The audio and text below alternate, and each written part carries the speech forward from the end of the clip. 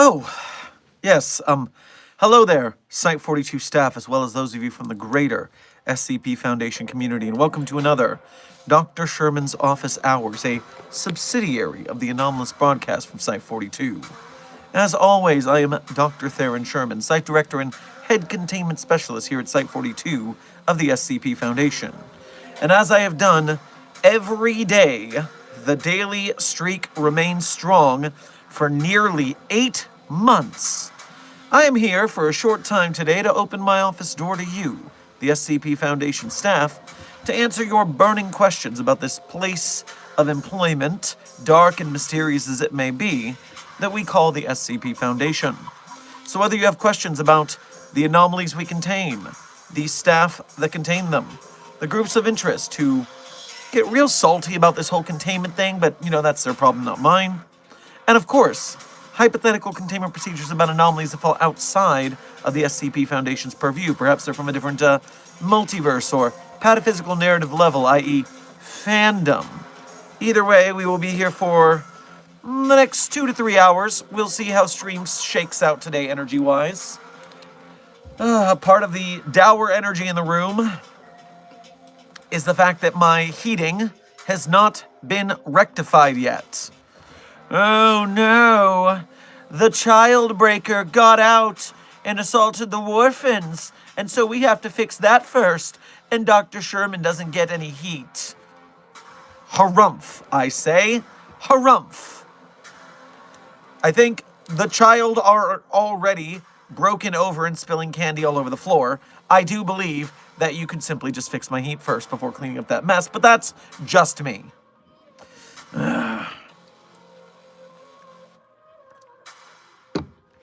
Wait, your heating is also broken? Yes, Aoki. This is part of yesterday's stream. It turns out that someone made a errant wish around a genie. Specifically SCP-5655, exactly the kind of genie you'd expect to find in an empty can of Spam. And the Spam can genie, with its slightly disappointing wishes, turned off all of the heaters in my offices because someone made the stupid wish. I wish Dr. Sherman would chill the F out. Well, now here I am, wearing my SCP-1000 surfing sweater because you made an errant wish. You happy, you jerks?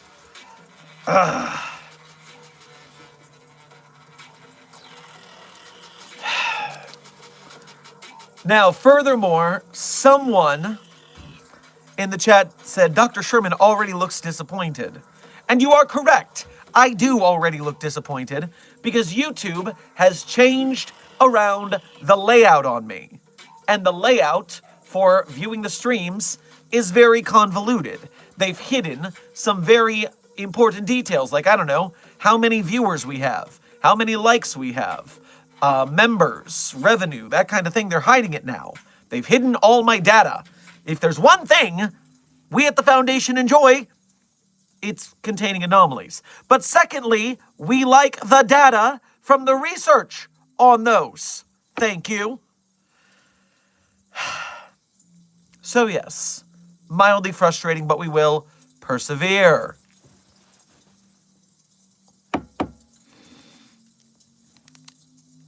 Now, even further, I know for a fact some people left some member messages, and yet I can't see them. God dang it, YouTube. You've ruined everything. Ugh. Okay, well, I will do my best with this scenario. I can go into this other chat to see member messages. The Talented X, thank you for your 2-month member message as a Mobile Task Force Captain here at Site 42. We appreciate your membership and your service. Grab yourself some coffee at the commissary to warm up. And reporting in, Director Sherman. We are getting some strange traffic on our local net. Contact Ryza or let it ride. With as security focused as we are, do you think we'd let anything ride? No. Figure it out. Report it. Desk, thank you for the backup. I'll do my best with what we have here.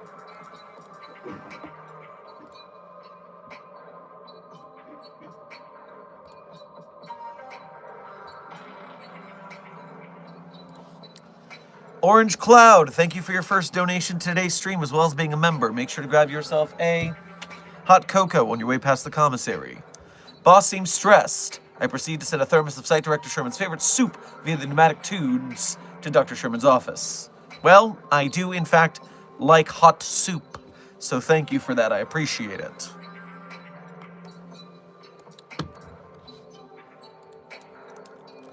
Dark Duality, thank you for your first donation to today's stream as well as being a member. Grab yourself some hot tea on your way past the commissary. So both the kids and the heat is broken. Yes, that's exactly correct. Also in our dimension, it was Dr. Shaw that made that wish.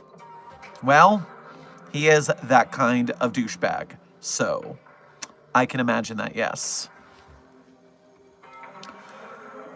Mobile Task Force Captain America, thank you for your 5-month member message as a Mobile Task Force Captain here at Site 42. We appreciate your membership and your service.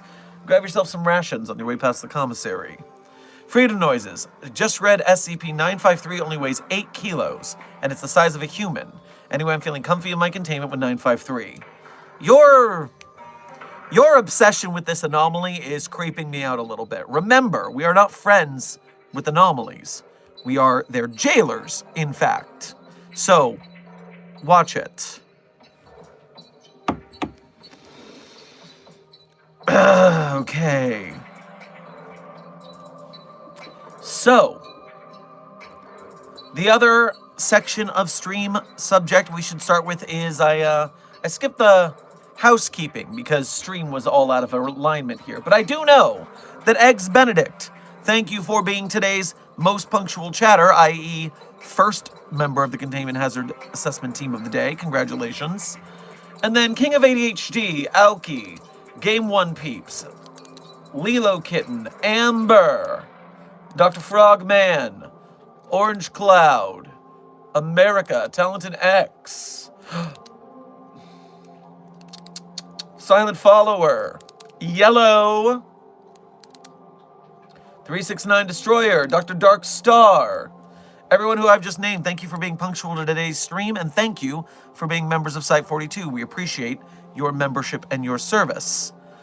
Furthermore, Saul Martin, Fritz, Elijah, SCP-049, and Site 963, thank you for being here punctually, and thank you for being here just for being you today. Talented X, thank you for your first donation of today's stream, as well as your membership. Grab yourself some roast pork sandwich on your way past the commissary. I think we need to have a refresher on reality benders, contracts, and the importance of clarity in language and knowing who is around. It'll stop queries like, I wish to unwish a wish looping. That is exhausting. That is exhausting, in fact.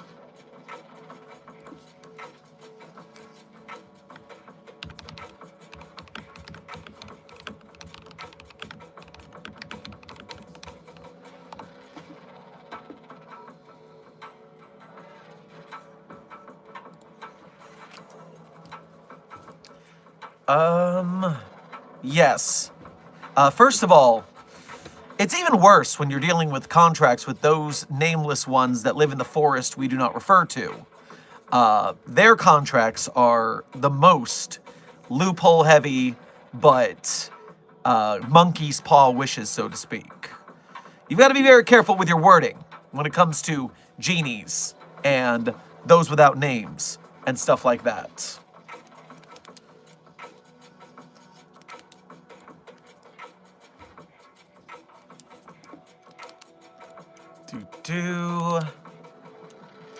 It looks like we have a Ko-Fi notification, but I'm refreshing it just to be sure.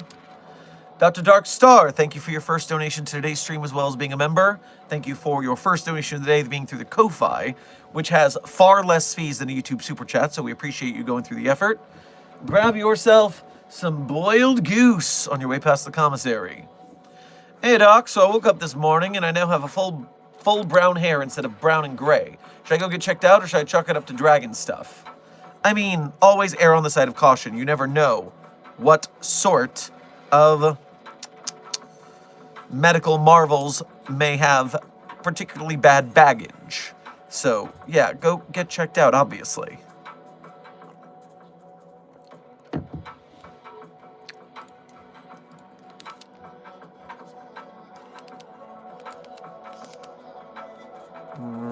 All right. I think I'm getting the hang of this new format. Good. So, what is our stream title about? Well, there is a bevy of new SCP videos on YouTube you should be paying attention to. Now, first of all, if you are a Site42 Patreon patron or YouTube channel member, you will find some early access videos up. Synth has been sitting on a couple videos. One section of our playthrough of Fragmented Minds from way back in the early this year, as well as a compilation video of our SCP briefings for falling asleep purposes. People like those. And then here's one you'll be interested in. Synth actually made a video for us. Full on, Synth is taking a camera-facing role as well as being our editor. I'm interested to see what his chops are. And for those of you who don't even know we have a video editor, and or who the hell Synthetic Alien is, this is your opportunity to be invited to introduce yourselves. So, enjoy that. Tell Synth hello when the video is live, or if you have early access. But that is just our self-promo. No. The videos you really got to keep an eye on right now are two videos released today. The first one is from friend of the channel and the best SCP YouTuber, Radiger. Radiger has dropped another analysis video. And this analysis video, I have it in the thumbnail, but I'm pulling it up so we can have it on hand for titling purposes. I'm just going to search for Radiger, it's fine. Radiger has done another writing breakdown, this time of SCP-4183. SCP-4183 analysis just dropped 5 hours ago. And if you enjoy Radiger's breakdowns, this is another stellar one. So make sure you enjoy it. And tell Radiger that we sent you. But furthermore, someone outside of our orbit is dipping their toes into the SCP sphere again. A YouTube channel by the name of Omencito. Omencito, spelled exactly how it sounds. O-M-E-N-C-I-T-O, Omencito. They have been making multiple kinds of videos, but one of the kinds of videos they've been doing is breaking down all of the programming and rule sets of the SCP Containment Breach game. And today they dropped an extra credit, 30 minutes of miscellaneous SCP Containment Breach trivia. And so, Omencito dropped that just before we started stream. I haven't even watched it yet, but I enjoyed the hell out of their other videos, and so I will be back to watch that one once we're done here, and I think you will as well.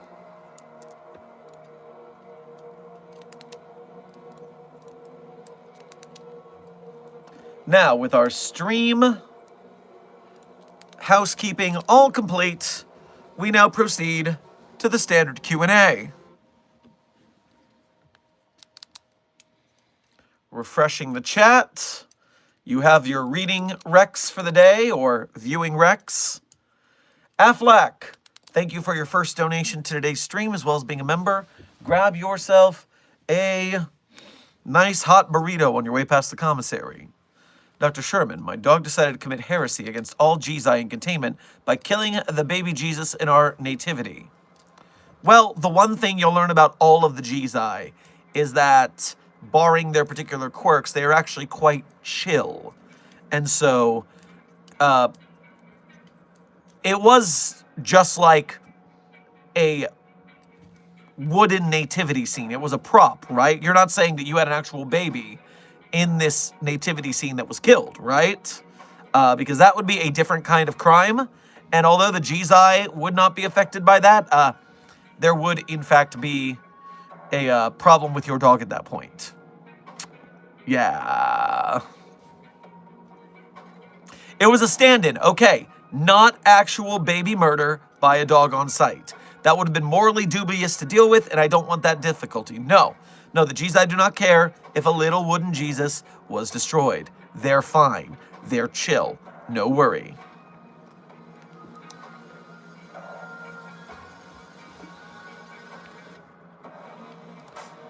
Talenton X, thank you for donating again and saying, I would love to see your reaction to Ultivision's SCP Black Meridian. Want the link? No, did we talk about this one recently? I think I'm familiar with this one.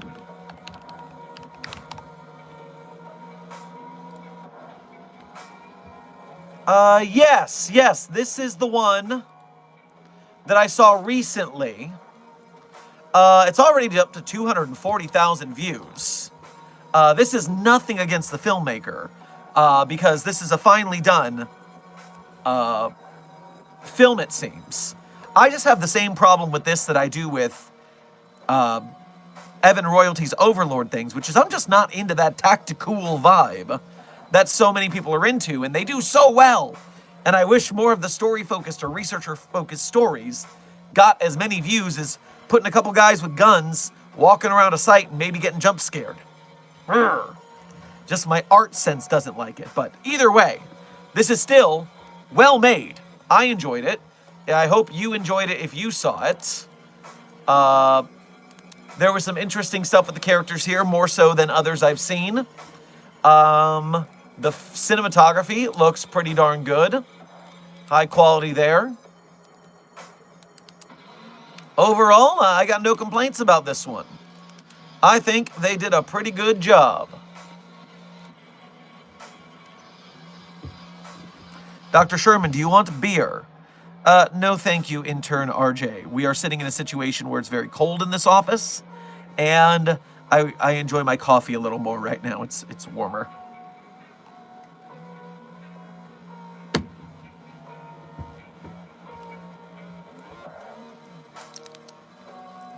Intern Emmett, we have already made the tree scream. It is wiki canon now. But, of course, if you've got another way that's not that, I'm interested, because we still have to make the multiverse of SCP-4521 screams. Dr. Sherman, that's why we are needing the Alto Clef movie. You can get research, tactical, and heart-wrenching drama. He's the perfect character. Well, Clef would have some pretty interesting stories to tell on the big screen, I do believe.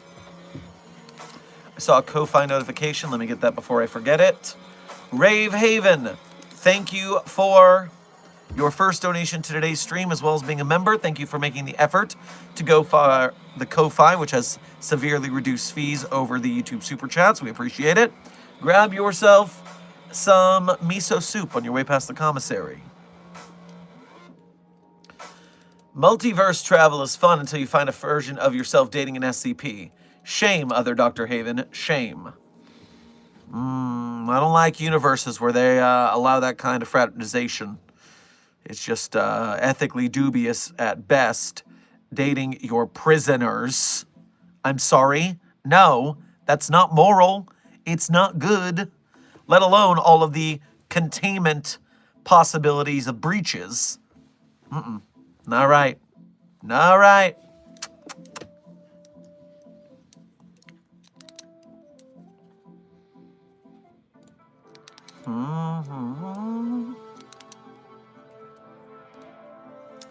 Notorious Gaming, thank you for your first donation of today's stream, as well as being a member. Grab yourself some pot stickers on your way past the commissary.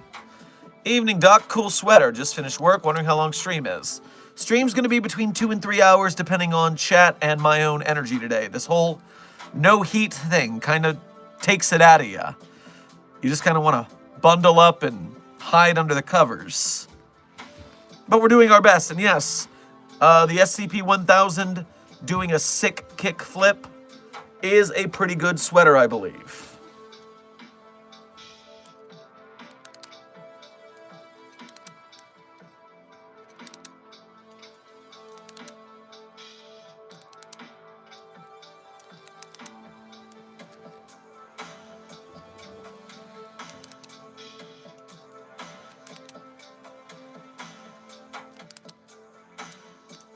May I get more D-Class to test on? Like, I know you were mad about Dr. Ham, but come on, please, can I have more D-Class?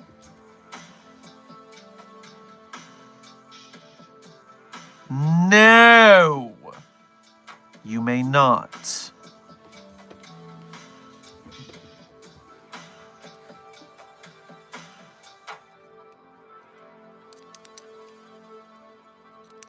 How do I grow my amount of SCPs and staff in my SCP site? Well, Site 93, you're assigned staff as well as anomalies to contain based on a reputation system.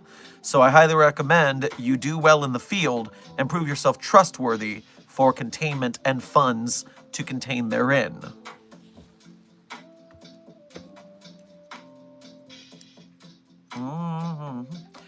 I saw that in the SCP-507 article that it was made a staff member in another universe. It is requested joining staff here as well, and we said no. Why do we reject it? Just asking for clarification. Well, if I were to reject the reluctant Dimension Hopper as a staff member, it would probably be because we don't know if the entity is going to be there when we need it. How do you know in the middle of a containment breach when someone needs to disable the Alpha Warhead because it has been set off, and we need SCP-507 to be the one who goes down there and hits that button to save the entire site and all of its personnel, and then poofs out of reality and the entire site blows up? Doesn't sound like a great plan to me. Doesn't sound like we can trust it.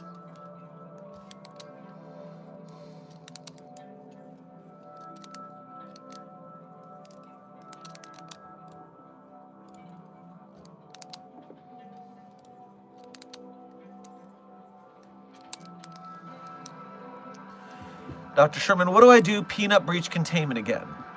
Well, you keep staring at it. You keep staring at it, and security will help you when they get to you. Do your best.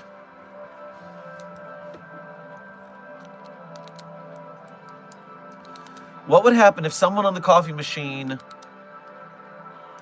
What would happen if someone on the coffee machine ordered, I assume you mean, a cup of coffee machine? Would it destroy itself? No, the coffee machine has a survival instinct we have proven in testing. Therefore, it would probably steal liquid from another coffee machine.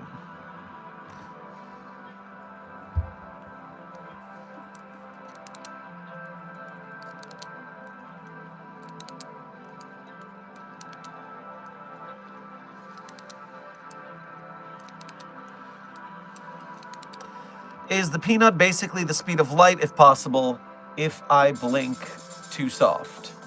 Well, I don't know what the softness of your blinking has to do with anything, but yes, SCP-173 moves faster than we can measure.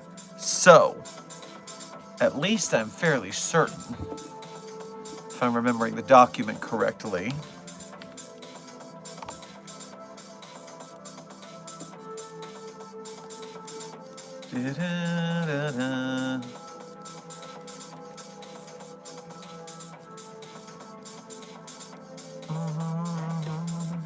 No, this doesn't actually mention a speed in the database entry.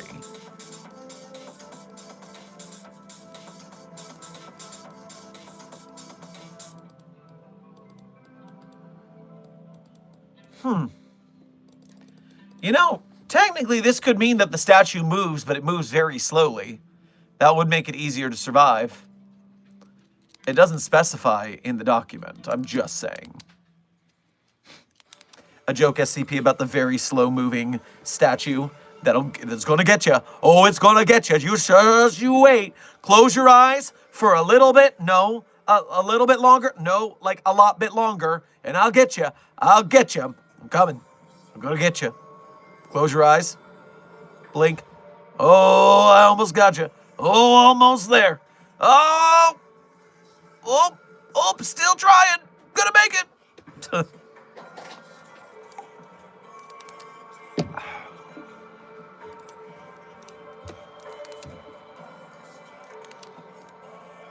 Terragal, thank you for your first donation to today's stream as well as being a member. Grab yourself some chili on your way past the commissary. I just got word my reality warping friend is passing through our universe. Would you like to meet him, Dr. Sherman? He's director of Site 7 in his world.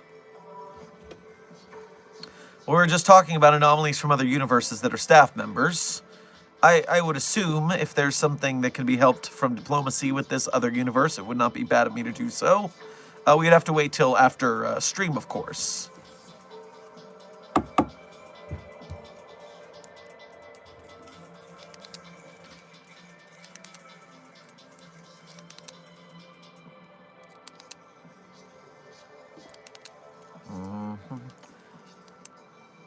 Intern Danny Moo, welcome to Site 42 staff. Thank you for subscribing.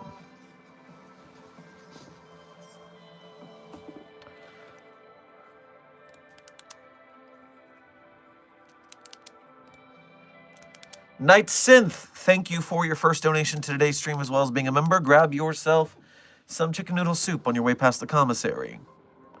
You know, with all the weird shit happening in Site 42 recently, I'm glad I work off-site. In my own little redacted. Commissary is too good to pass, though. Well, yeah, our commissary is top-notch. I did that for morale. You're welcome, everybody. Furthermore, yeah, it's been a little chaotic, but you know what? It's pretty chaotic in the world. And at every Foundation site. We're dealing with the weirdest stuff here, so that makes sense. We're all doing our best.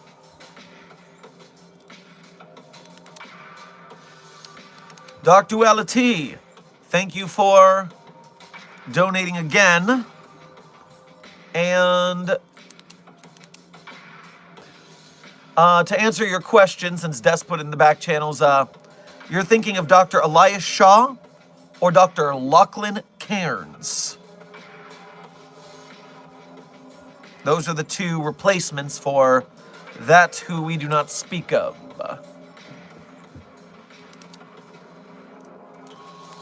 And yes, that was just Desk being a little supremely cautious. I'd rather be Desk be a little too cautious than a little too not, based on some of the interesting characters we've had in chat.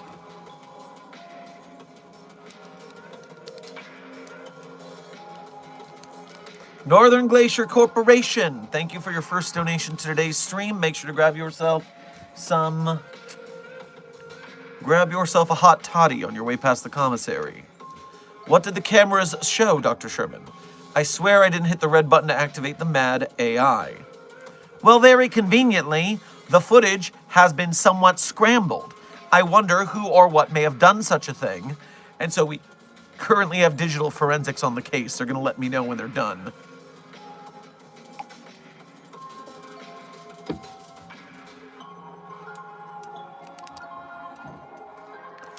If Shy Guy went into the Infinite IKEA and someone looked at a photo of him, face from outside, would Shy Guy find a way out? Well, first, Syphil. Intern Syphil. 096 is not a him. It is an it. All anomalies are treated as objects, not people. That way, we don't sympathize with them since they're in prison forever. We don't want to feel bad about jailing them for life without parole. So we treat them as objects, not people. Don't be friends with them. Don't fraternize with them. They are its, not he's, not she's, its. Please practice proper pronoun parlance protocols at the Foundation. And yes, because Shy Guy can sense where you are, anywhere you are, and the quickest route to get to you, even though the door to the Infinite IKEA moves, 096 would know directly where that door is because you're on the other side of it. So you would be getting 096 out of the IKEA and dying if that happened. Make better choices.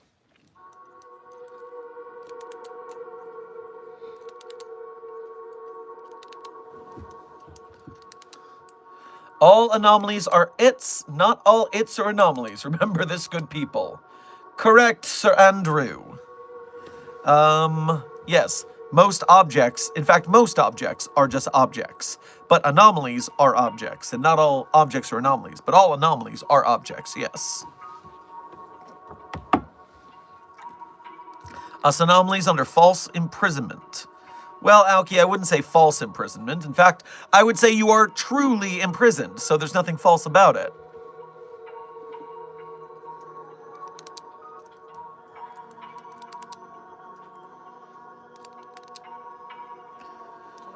Intern Syphil, don't take it personally. I hear some of these questions again and again and again.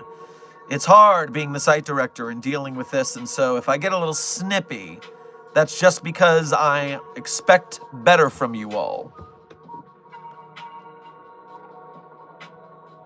Also, it's frickin' freezing in here. Ugh.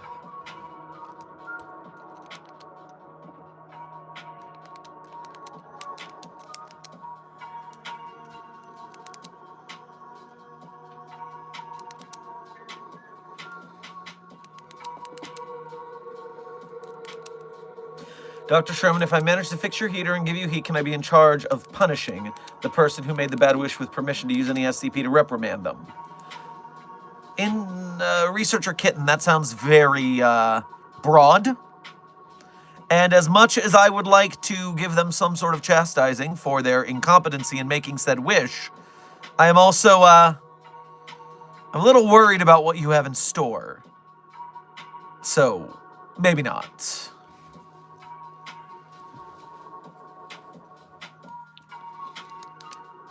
Northern Glacier Corporation, thank you for donating again and saying you could try and use the immortal heater. What do you mean, immortal heater?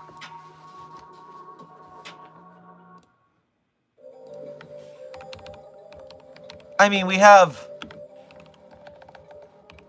the man made out of fire, SCP-457. Is that what you're talking about? I'm a little confused, Northern Glacier Corporation.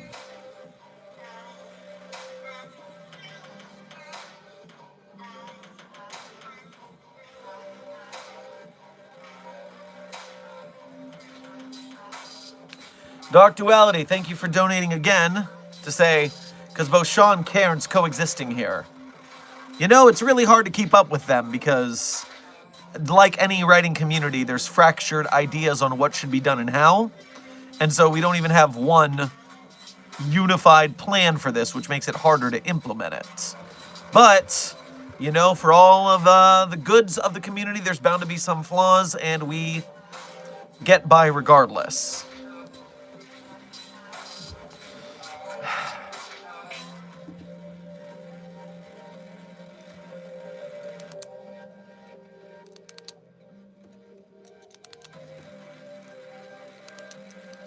Favorite meal for dinner? Well, I can't go wrong with a basic steak and potatoes with some asparagus going. That's a good way to handle a dinner in a nice, healthful manner, although get a little crazy with it, get some good pizza going on as well.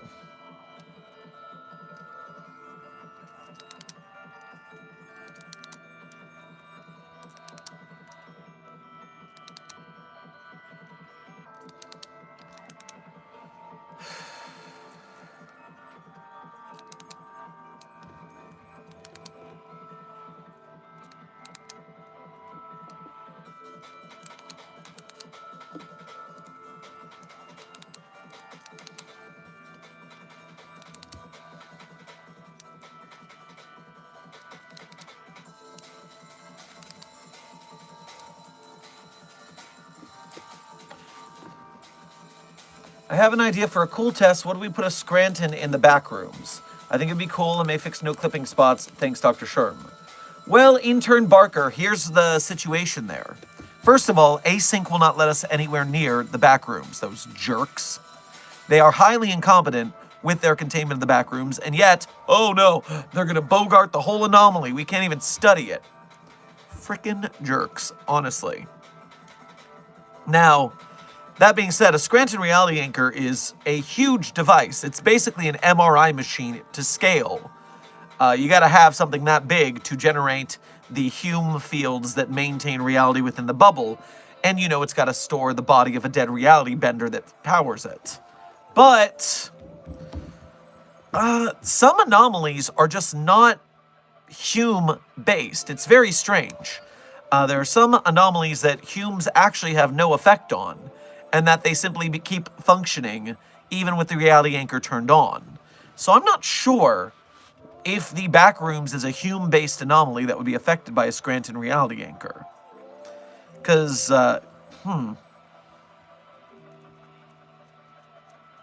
Doesn't one of the Scranton reality anchors have Clef's wife?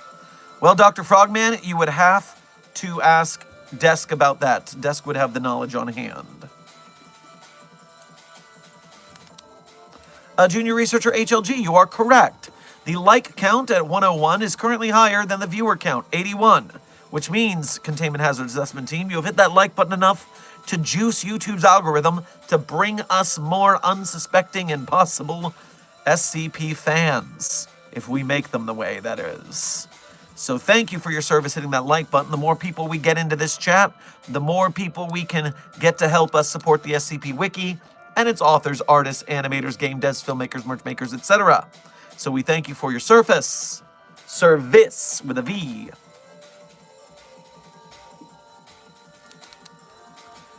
Wolf Eagle, the intern Wolf Eagle, thank you for your first donation to today's stream. Grab yourself some pudding on your way past the commissary. How would the SCP Foundation react to Super Earth? Well, likely we would be some form of research and development arm of the Super Earthian government, considering it's an Earth-wide government. The way Super Earth functions, I assume that that is a situation where, in that universe, the global occult coalition took over basically everything. And so the Foundation would kind of be a subordinate research arm in their governmental setup. So I think we'd be rank and file in that case.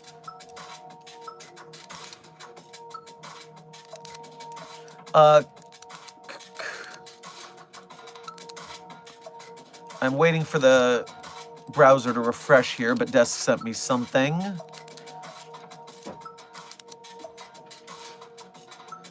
At the end of SCP-4321, it is stated that not only was Clef's wife's body used to create a reality anchor in the Atlantic Ocean, but she was, in fact, waking up and reforming inside of it.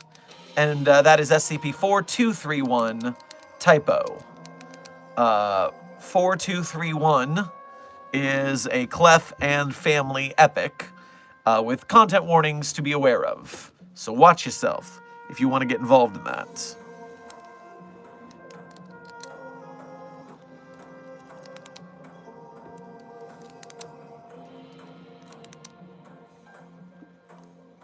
Dr. Sherman, I survived, but I got my neck snapped. What do I do?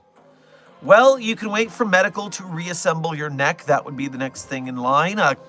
Where did the statue get to? Do you know? Can you point security in the right way?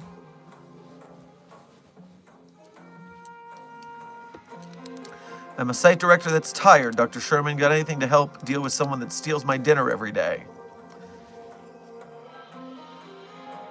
What kind of sorry son of a site director are you that your staff is pranking you in such a manner? Ignore my heating-related difficulties while I talk about that.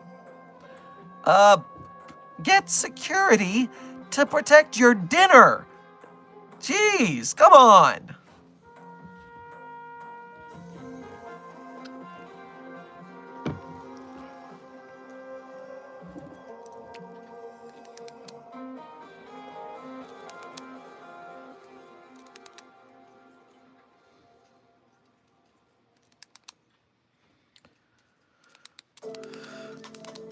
049, you're not in another universe.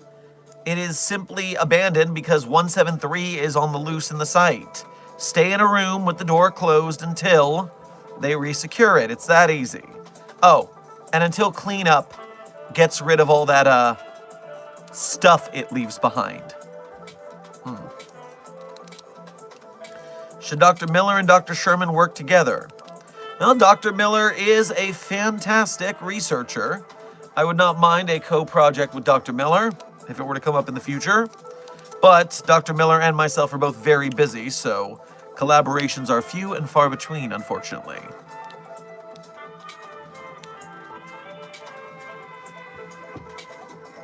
Dr. Sherman, what if the pestilence was just apples, or having 8 apples? Because an apple a day keeps the doctor away. So, like, if you never ate an apple, you don't have the pestilence.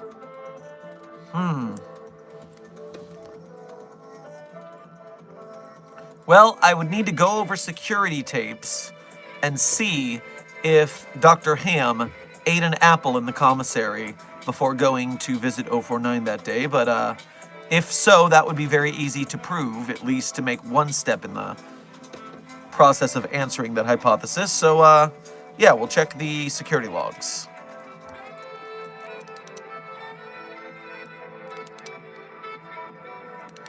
Hey, is there a way to stop the Yule Man if you see it outside of your house asking for a friend? Junior Researcher HLG, no. No, there's not. What I would do is have your friend move south of the equatorial line, not the equatorial line, of the latitude of the active area for 4666. I would get below that latitude to save thine self. Gotta get going quick.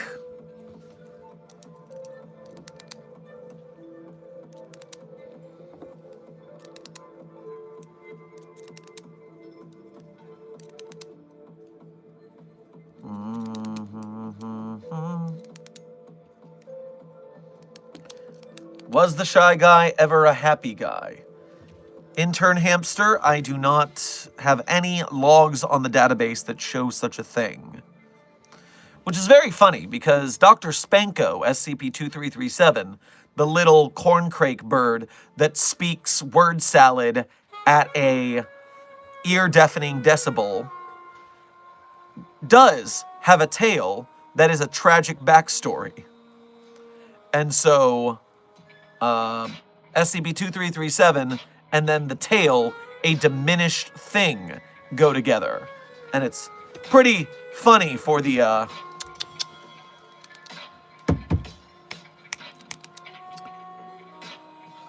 tragic backstory behind such a comical entry.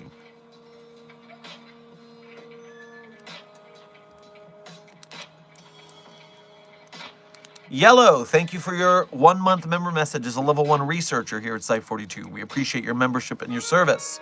Grab yourself some taquitos on your way past the commissary. What if I truly don't recognize the bodies? Then you're doing well. Recognizing the bodies is bad. And so not recognizing the bodies is good. Continue not recognizing the bodies. That would be very good for your well-being.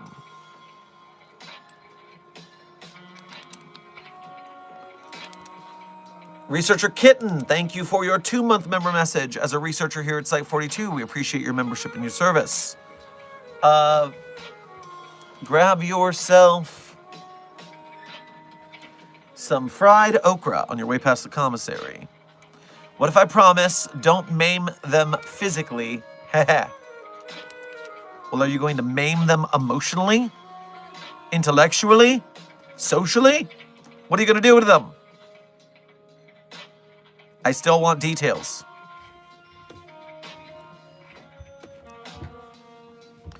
What if I ask the genie to make the tree scream? Well, if you read SCP-5655's documentation, you will see that it's pretty disappointing in its wishes, and when asked to do something literally physically impossible, it pulls out a big rule book about universal reality breaking and wish-making protocols. And that guidebook says that if a wish would break reality, then the wish granter is obligated morally not to do that. And so, I would bet that the genie might not be so willing. But hey, I'm willing to give it a try. What's the harm in asking? All I can say is no. Hey, is SCP-999 edible? Well, intern Sponge, it is simply a slime. It is the size of a couch. It is 2 meters by 1 meter. So it is probable that no one could eat the whole thing unless they were like a Tyrannosaurus or something with a very large stomach.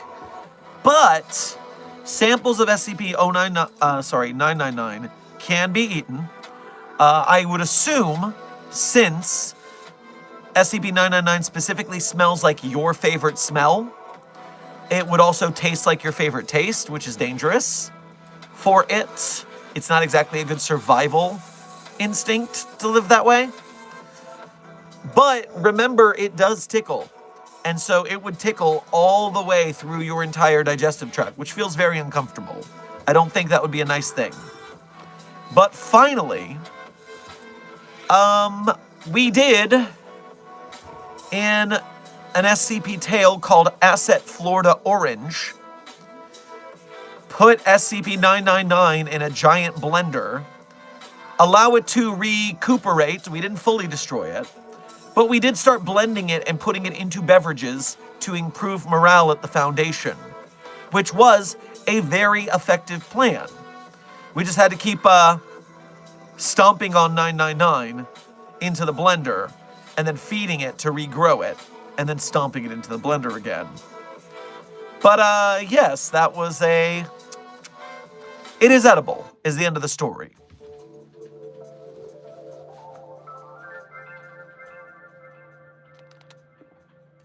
I think I saw a Ko-Fi notification. Let me get that before I forget it exists. Dark Duality, thank you for donating again, and thank you for making the effort to go through the Ko-Fi this time. I would love some more fans of SCP here in Denmark, so I randomly meet them out in the wild like the last one I met when he picked up his kid. Ko-Fi is getting too smart. It said I was made of magic. Also, don't ask Alto about what happened to his wife. He'll oof you for it. Well, yes, and we can also just take the database, so we don't have to talk to Clef about the sensitive subjects there. Furthermore, hey, you can hold fan meetups for the SCP community and see if you can grow the group or something like that out there. I'm sure there are ways you can help out with that.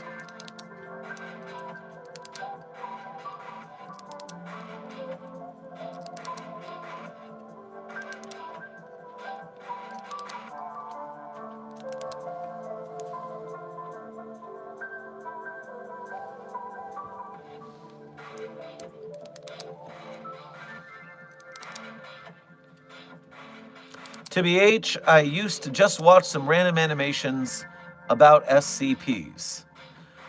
Yeah, there are a lot of those. And there are still many more being made today, and some of them actually do a decent job of making sure they get the story right. So we appreciate them especially, that are sticking true to the stories made by the community.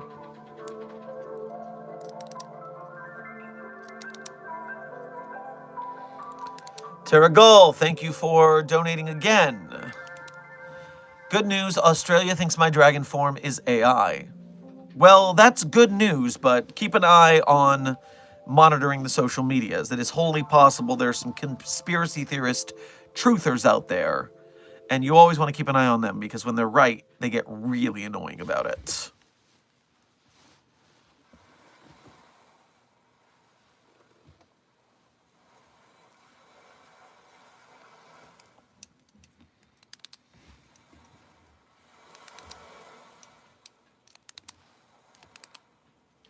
Is there any anomalous guns?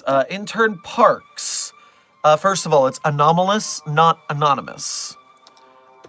Second of all, there are plenty of anomalous firearms in the SCP database.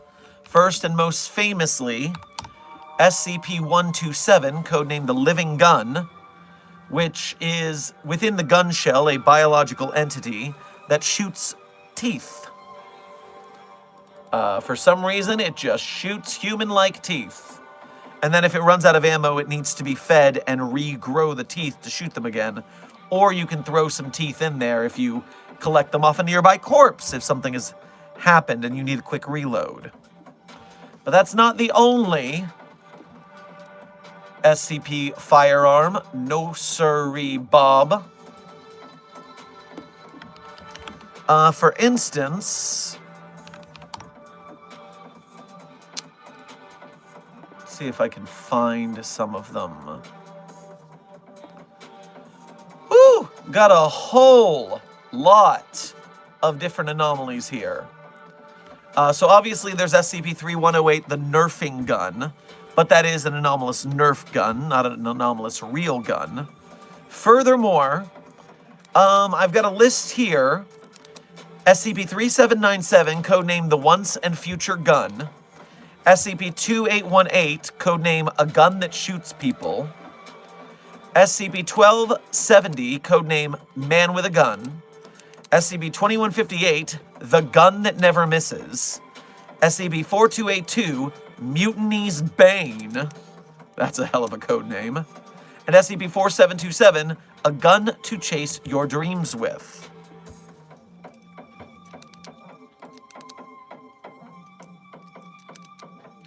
SCP-044, as desk tells me, is a World War era molecular fission cannon.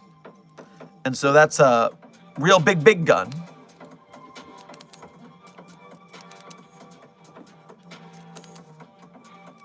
So yes, there are many anomalous firearms for you to choose from, to research. You can't have them. They need to stay in containment.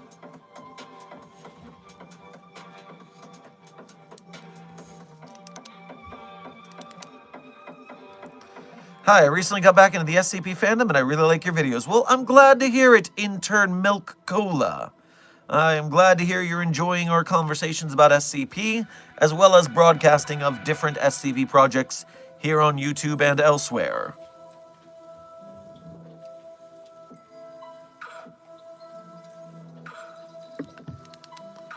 Isn't there a Nintendo pistol that makes you go insane thinking you're killing people? I don't think that's what it does it? The light gun anomaly simply kills whoever is in the television show or game that you use, right? Does it make you go insane?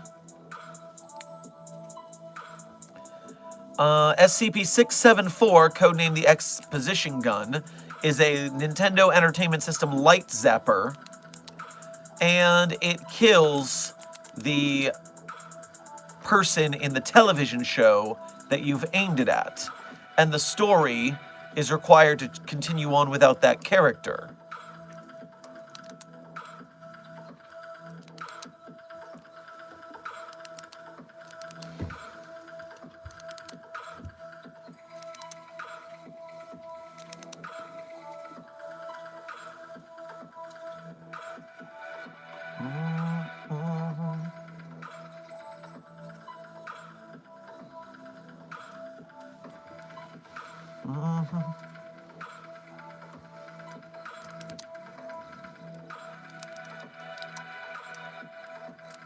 What happens if you shoot the player character? Well, Ravehaven, inside that anomaly,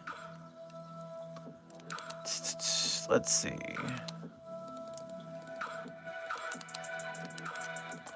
SCP-674 is fired at any video screen. The user perceives that he or she has fired a shot into the displayed scene.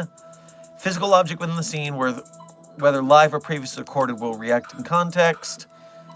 I'm trying to see if it applies to only television shows or if it applies to video games.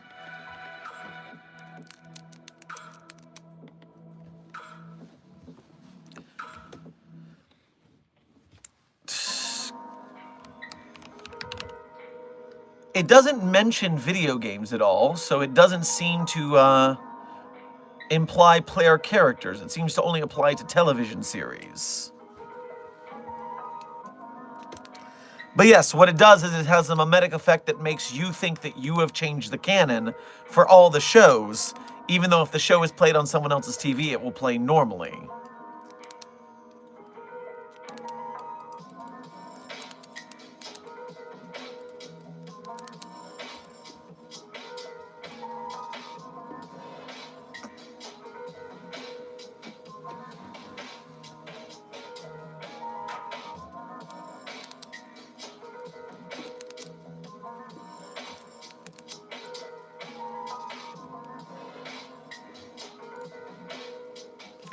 Is that Yakko Warner?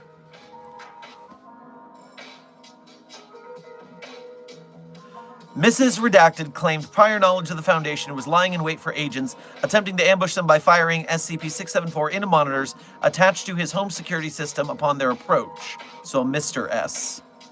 This, of course, had absolutely no effect on the agents, who immediately took him into custody and seized SCP-674. Under questioning, Mr. Redacted said he had discovered the properties of SCP-674 when he idly aimed and fired it at an episode of the cartoon Redacted. Is that ANIMANICS?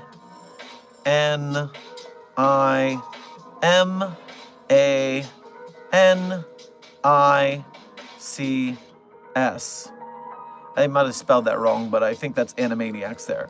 One of the main characters was wearing a graduate's cap and singing about geography. He claims that after the character recovered, it wagged a finger at him and specifically warned that the SCP Foundation was, quote, going to get him if he continued to fire at the device before returning to its song. Mr. Redacted perished while held in containment. Security tape showed he had been alone and engaged in a heated one-sided argument with the security camera in his cell before being struck down by 3 .38 caliber handgun bullets. Which is very meta, it seems.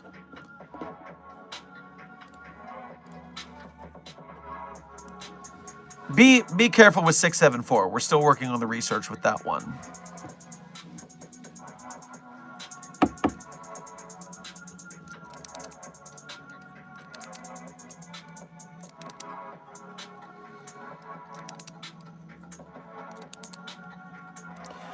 If you really need to know my plan, I was going to make them use a version of SCP-1495 that doesn't actually kill real puppies, but fake ones, and I was going to make them think that they were real.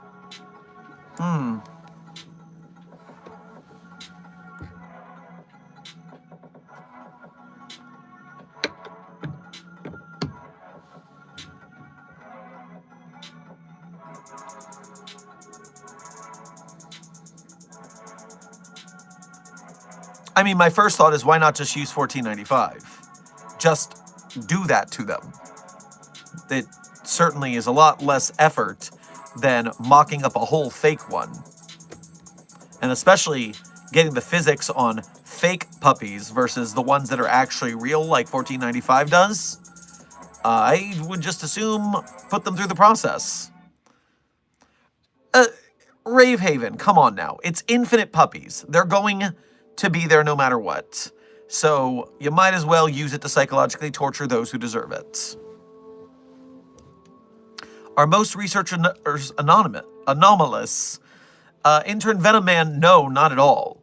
Actually, the majority of researchers at the Foundation are non-anomalous, just standard human beings.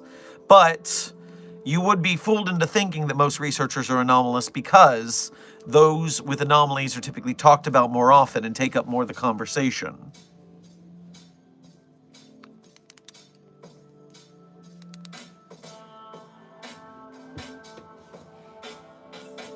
Have you ever cracked an SCP? Be honest. Well, Intern Sugar,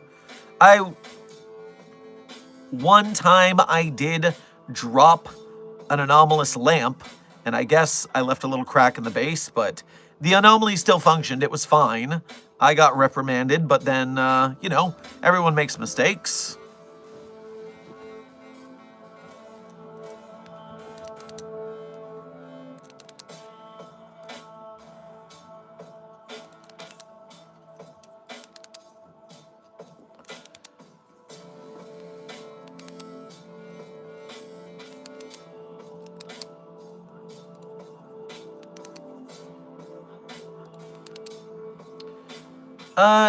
Intern Milk Cola.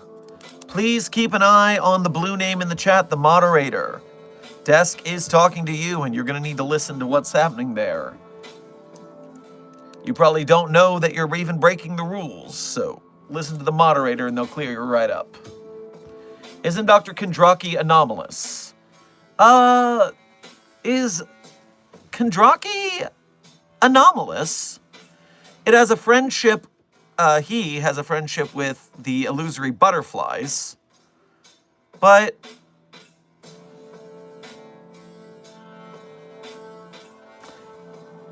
we know that Connie used to work for Are We Cool Yet? And so probably had some sort of an artist ability, maybe?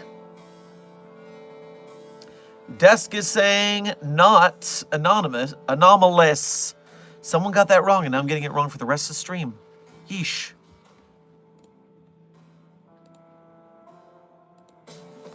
I mean, the only reason I am left questioning is because I've never seen Kondraki use an anomalous ability in a tale. But if you're a former member of Are We Cool Yet, does that not mean you have to have some sort of anomaly to you? Or just an ability to make anomalous art, which might not be inherently anomalous. That's just knowledge that you can use to make anomalies. That might be it. That might be it.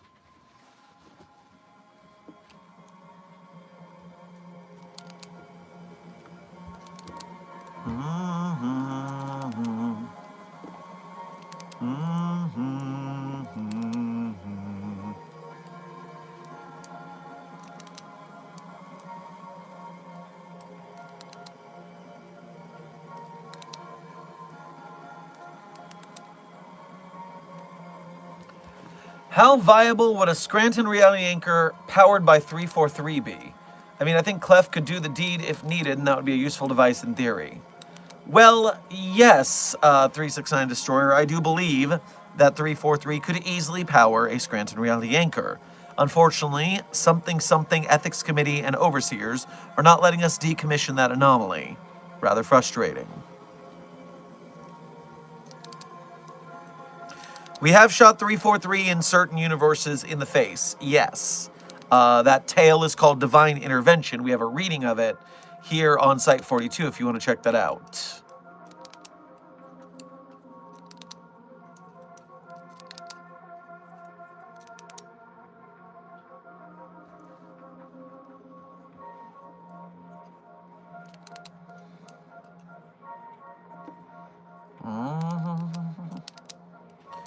Does the Foundation staff get Christmas presents from the Foundation?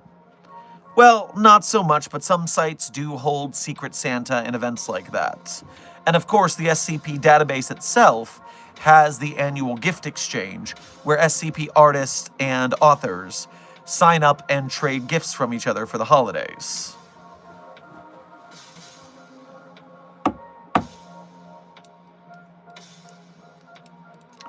Foxtrot, thank you for your first donation to today's stream as well as being a member. Grab yourself a nice hot plate of flapjacks on your way past the commissary. Hey boss, hey desk, tuning in late today, but hey, better late than never, correct. You are correct. You are 1 hour in is the time check, with 1 to 2 hours left depending on stream energy and chat energy. So, let's keep up the good stream, everybody.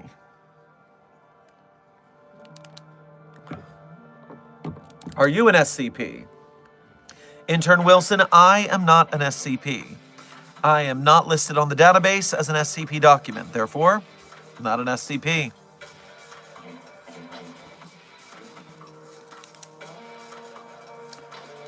Wait, can we give the fountain pen SCP to other SCPs to find out about their past? Like, I know it's a 50-50 between drawing and life story, but it's still a good chance. You are correct. That is that is something that we can do, but you know, it is just one pen, and it takes a while to transfer it from site to site, and many of the SCPs are pretty aggressive in trying to fight it off. Like 682's interaction with it was particularly rambunctious, so we got to be careful with that. As someone who isn't familiar with SCP, what's a brief explanation? Well, intern Maori, I guess you must be new around these parts. So, the SCP Foundation is an anomalous organization that contains monsters, magic objects, anything that is anomalous from public knowledge.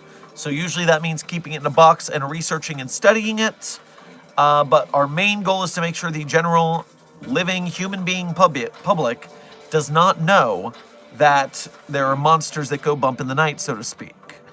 We might be considered similar to an organization known as the Men in Black in some universes.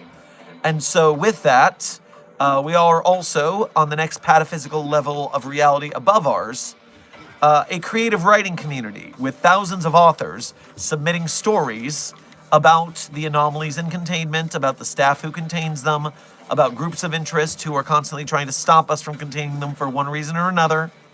And so there's a whole universe. It is one of the largest, if not the largest, creative community in the world. Thousands of artists working on one project. It's pretty unique in that sense.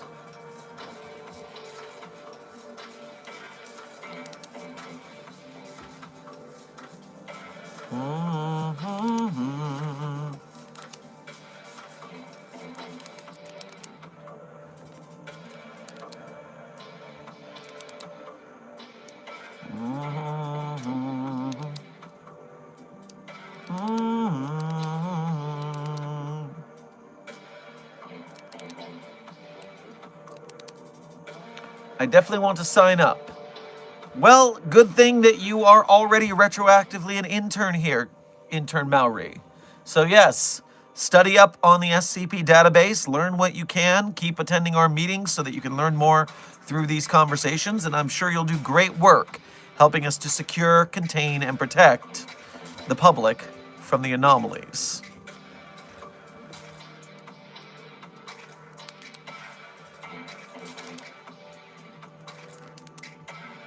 Is Weird Al anomalous? I ask because he was observed singing Killing in the Name of by Rage Against the Machine recently on stage with a band, not his.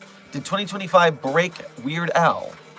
Well, there was that look into the background of Weird Al, simply titled Weird. And oh boy, the drug kingpins that Weird Al has conquered makes for a very thrilling adventure. Not so much anomalous though, just crazy go nuts. What if you had someone stare directly at SCP-055 while drawing it in order to get a vague picture on what it is? Well, the problem is that once you looked at the drawing, it would look completely foreign. Any drawing or written information about 055 completely gets erased from your brain when you look the other way.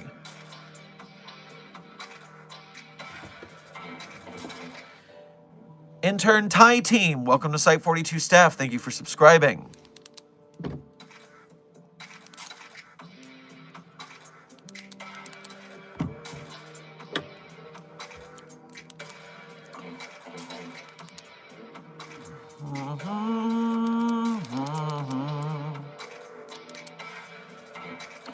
Hey Doctor, if Deadpool were to fight SCP-096, would 096 always be chasing Deadpool, since technically Deadpool can regen and always remember his face? Well, Intern Chromium, Intern Chrominium, Intern Chrominium. First of all, remember, SCP-096 is an it, not a he. All SCP objects are treated as objects, not people. That means that it is an it, not a he, not a she. Please practice proper pronoun parlance protocols at the Foundation. Furthermore, yes, that is exactly what happened. 096 would continue to chase Mr. Poole until Mr. Poole was completely dead or somehow amnesticized to completely forget 096's face, no matter what. So that would be a very frustrating place for Mr. Poole to be, being constantly chopped up by 096 and regenerating, and chopped up and regenerating. Because I do not believe that Mr. Poole has the way to destroy 096 outright, which would mean it would just be constantly taking Mr. Poole apart until one of these situations are reached. One of these end states are reached.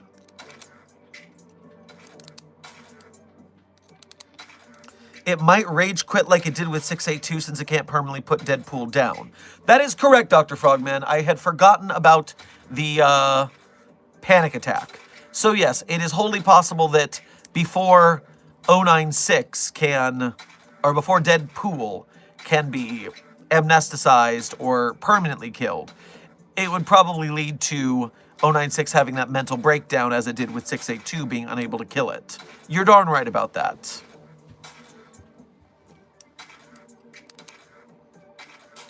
I saw a Ko-Fi notification. Let me get that so I don't forget.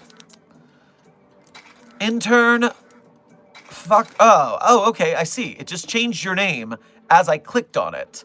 This is one name, but then it is Foxtrot. Foxtrot, thank you for donating again, and this time making the effort to go through the Ko-Fi, where the fees are far less than YouTube Super Chats. We appreciate you making the effort.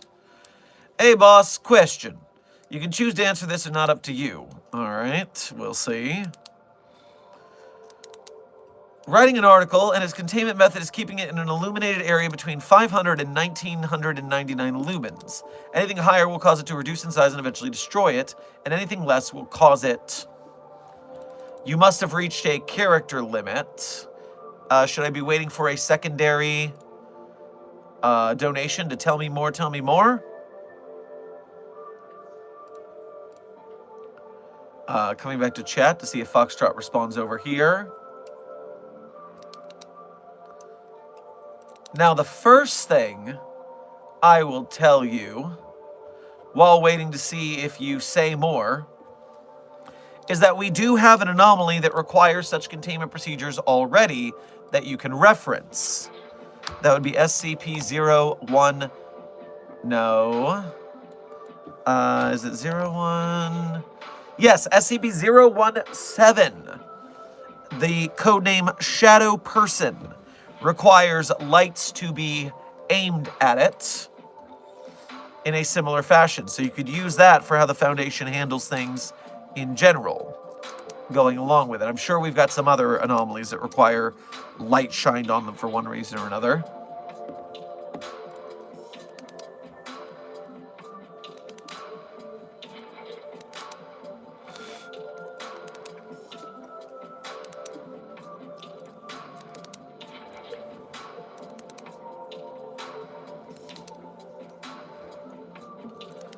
If I touch the tree, will it be cured, aka dead? Well, first of all, 049, I'm happy that you are acknowledging that it's death! Finally. Secondly,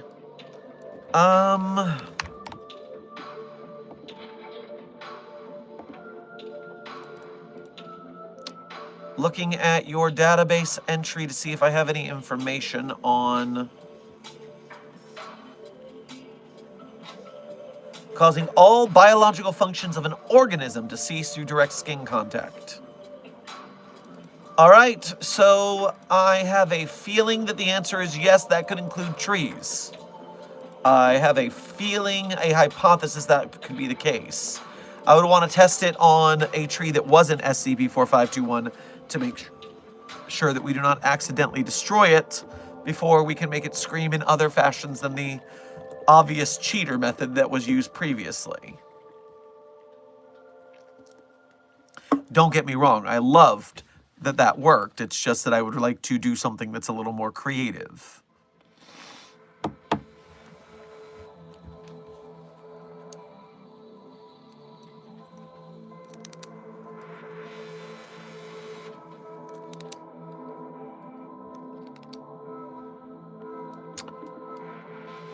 Intern Stefanova, welcome to Site 42 staff. Thank you for subscribing. I see a Ko-Fi notification. Let me get that so I don't forget. Yes, there is. Foxtrot, continuing the question from before. Will cause it to spread, spreading in a type of radiation. Any light with 2,000 plus lumen capacity will cleanse the affected areas. Sorry, character limit. 017, got it. I'm naming mine the existing contradiction mass made out of pure nothingness, not even air driving staff mad. That is a hell of a title. The existing contradiction mass made out of pure nothingness, not even air driving staff mad. Doesn't exactly roll off the tongue, I'll be honest. Song lyric titles and things like that, some titles can be a little more prosy, purple prosy, or poetic. But that reads as a little lol random in a way where people might not take it seriously unless you're really playing into a joke with that. I don't know, it's just the title.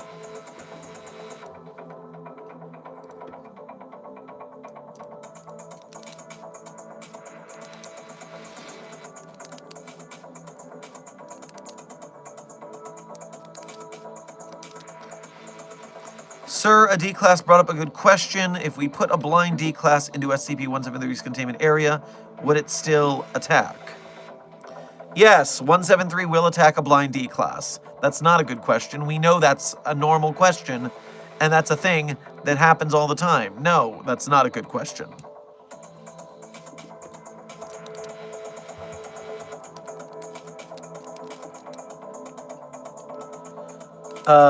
It's just the existing contradiction. The existing contradiction, you say? So, double contradiction? Or is it the existing contradiction? That is less lol random than the whole thing. So yes, that is better.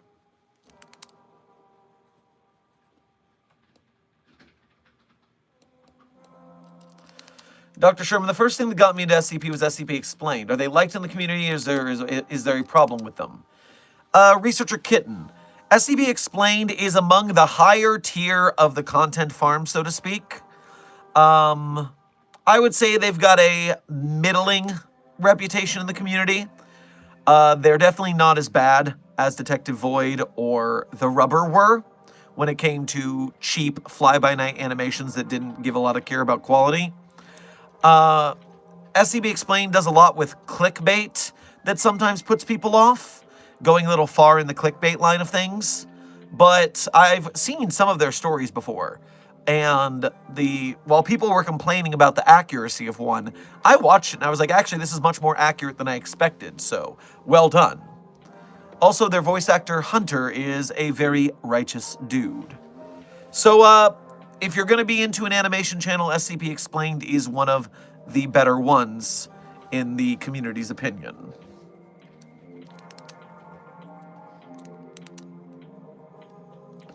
And Intern Sponge, the same goes for Dr. Bob. Less offensive than other content farms. I don't know if any SCP author particularly likes any of the animation channels, but those ones are the not as bad ones, by reputation anyways.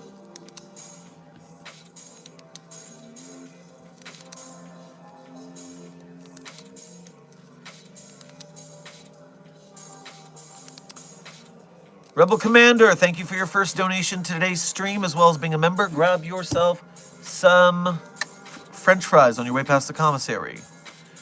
How would contain awkward avoidance Viking? The hell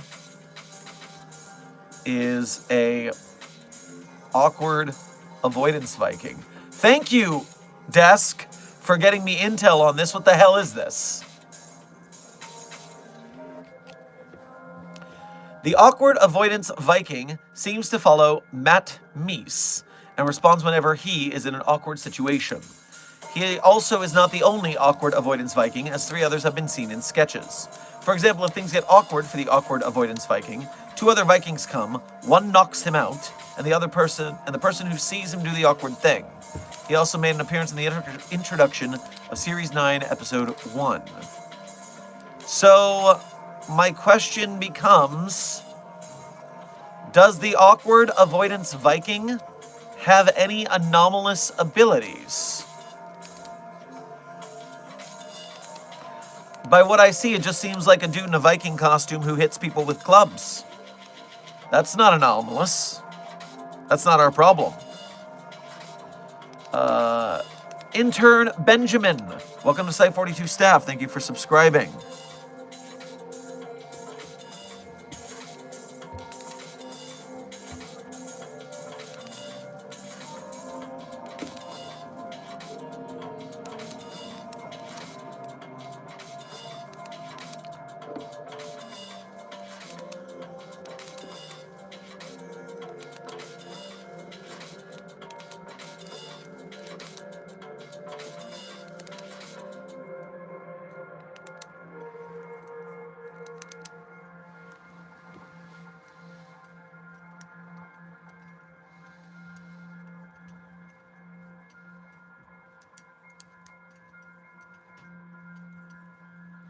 What are the protocols for a Ticonderoga class entity? Well, Intern Benjamin, The thing about Ticonderoga class entities is that we normally don't have much of a containment for them because they are supposed to be let free.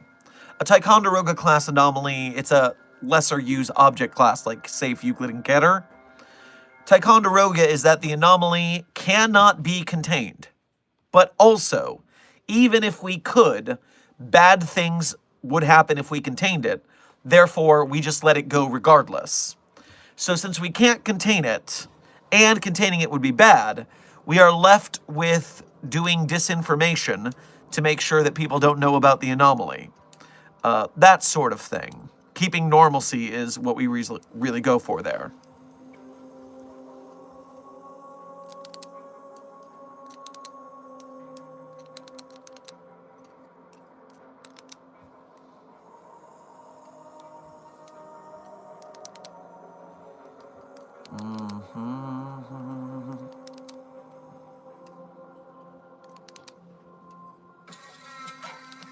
Is Santa Claus considered an SCP?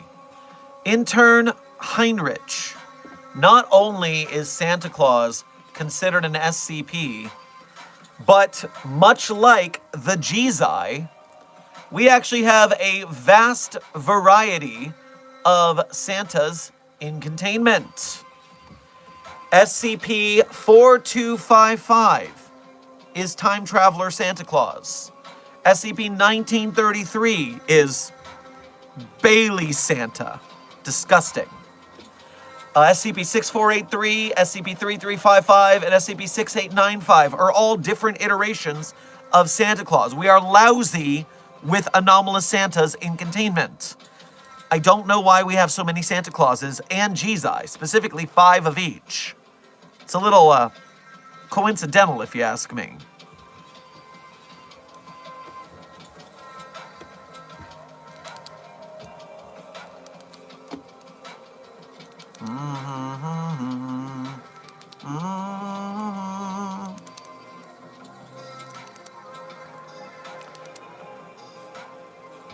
Researcher, all right. Thank you for your first donation to today's stream as well as being a member. Grab yourself a bread bowl of chowder on your way past the commissary. Doc, I accidentally went to the wrong IKEA again. Can you send a team to save me, or some blankets at least? Thanks. First of all, you're in... So wait. Did you mean to go to the Infinite IKEA and then just end up in a normal IKEA?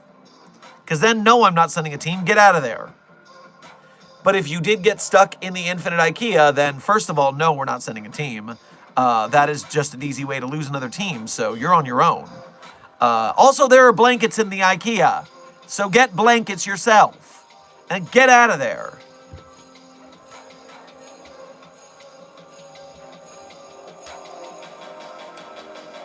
Intern Charlemagne, please do not lock me in my office. It's rude.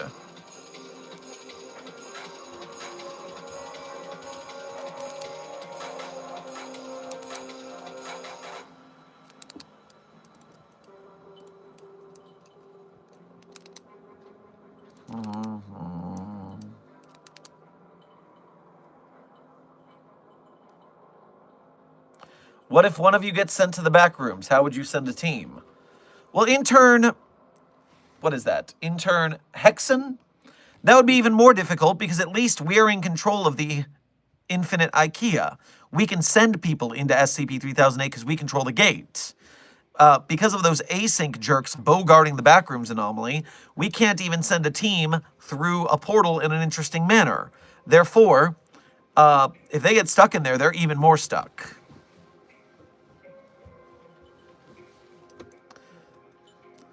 I've been meaning to ask, are there any dangers about the Jesus theme land? I never thought to ask, despite the food, as it's probably very moldy. Well, intern Zim, first of all, there is no danger within the Jesus Land theme park within SCP-5991, codename Vor Jesus's stomach. There is no anomaly engaged there. There's no danger engaged there.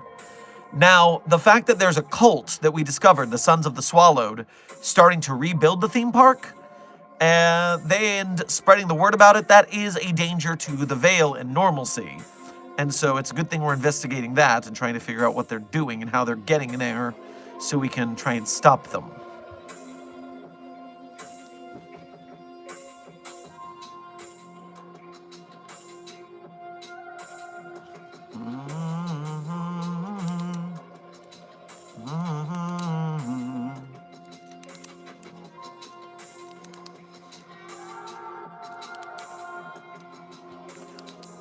I've seen an infinite target in a dessert.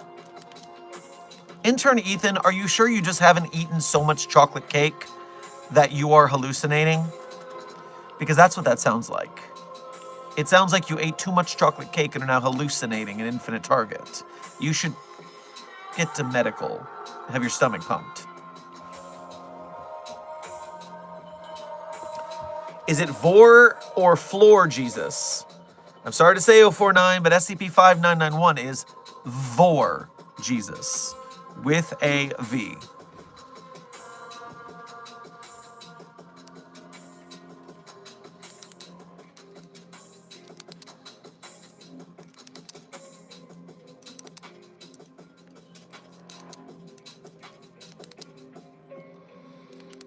What happens if Homer Simpson arrives at the Foundation?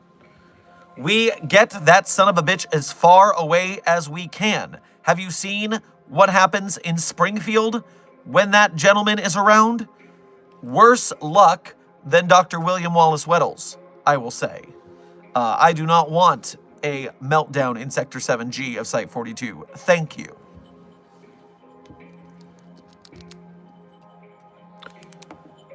Researcher, all right. Thank you for your member message. As a 3-month member here at Site-42, we appreciate your membership and your service. Never mind, it was a real IKEA. I just got lost. We hire the best of the best of the best, we say. We hire only the most competent. That's the Foundation staff, all right.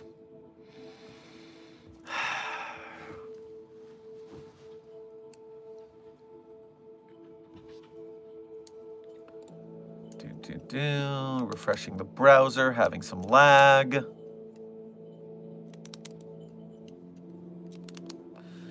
Intern Peter, SCP is not real.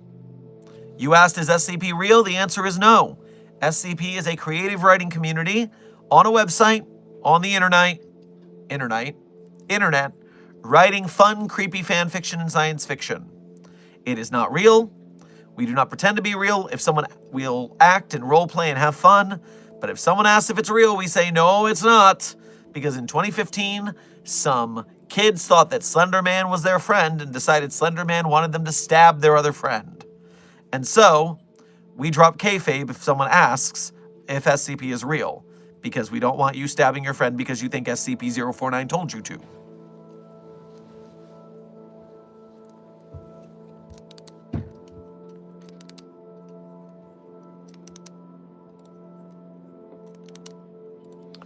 Night Synth, thank you for your donating again to today's stream. I know I asked about V1 once before, but let's say that speedster managed to get out of hell. How would the Foundation deal with that one machine army? Well, we would need to leave it in a facility. So think about Abel. Abel respawns from the sarcophagus. We have that site buried low. We have a bunch of traps and armed staff members to make sure Abel dies and is then regenerated in the sarcophagus to do it again later. We also have bombs set up so if Abel manages to get by those armaments that we can nuke it and take it out. Now, because the V1 entity subsists on blood, we would have to use robots, drones, automated, to stop the entity without giving it the opportunity to regenerate. And so we just need a pretty solid loadout, and that thing shouldn't have a chance.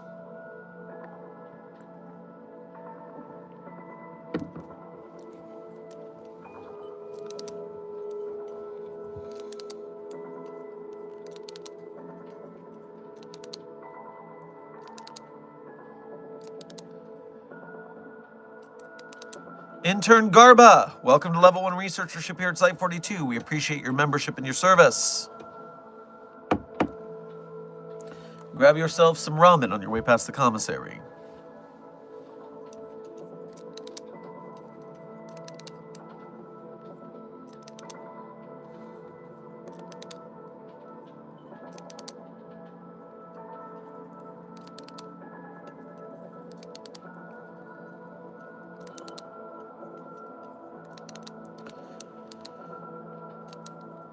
Hey, Doctor, we know you guys contain SCPs, but who would contain beings like Trevor Henderson's?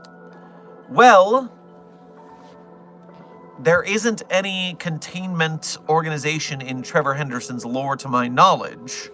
And so while Trevor Henderson entities are not SCPs, if they did exist in the SCP universe, obviously we would be the ones to contain them. Obviously.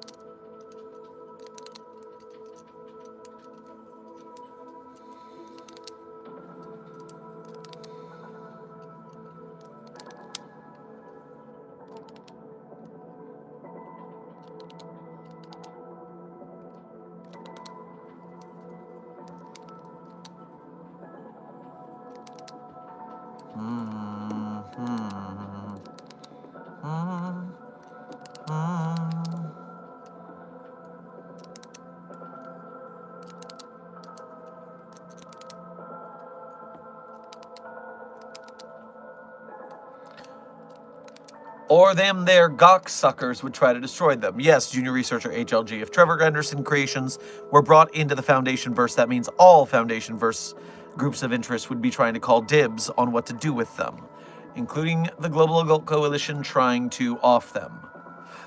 But we can't research them if they are deceased. Therefore, we need to contain and study them.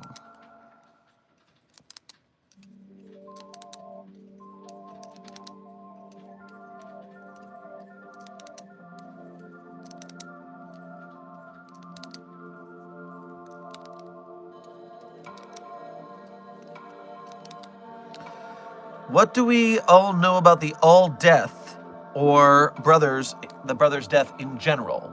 Well, Intern Garbha, there is an SCP that talks about them specifically.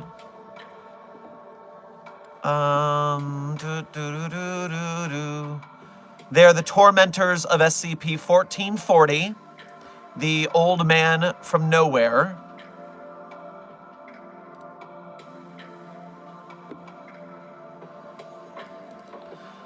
There is also a hub on the database called Death and the Doctor's Hub.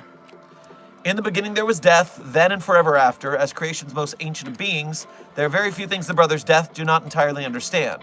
Oddly enough, one such thing are their own creations. Born from the mass grave at a time of the plague, the children of the Barrow forever owe their allegiance to death, they who gave them life. Born from conflict and into conflict, the children of the Barrow seek always to create a world without it, a world where they would no longer be needed. Born with skill in medicine and healing, the children of the Barrow name themselves Plague Doctors, a name fitting for more than one reason.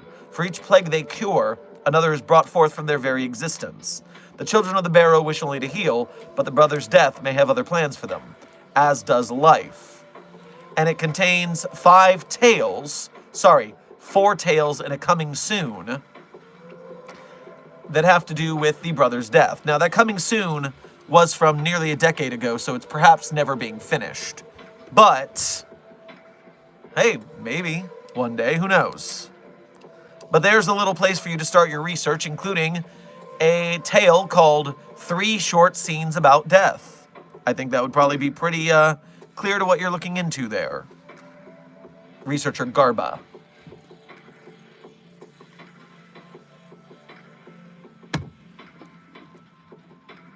Coming back to refresh the chat.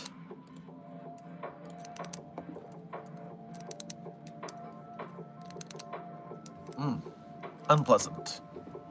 Stop it.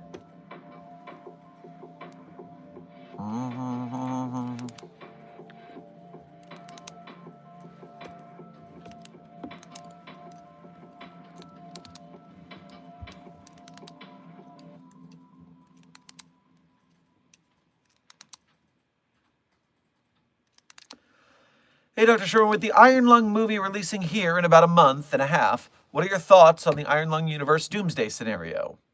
So, first of all, intern wager. I look forward to seeing that movie.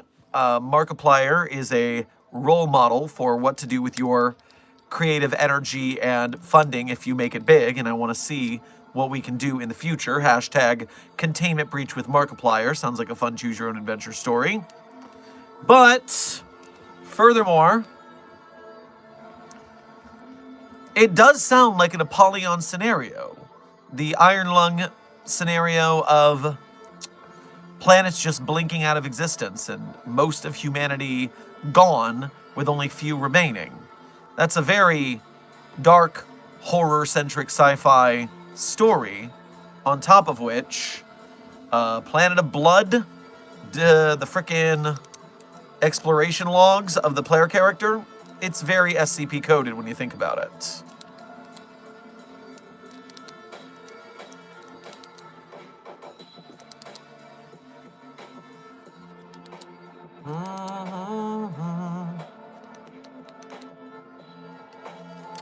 I should start doing actual research on the main SCP website. When I was first in the SCP community, I just watched YouTube videos about it, nothing else.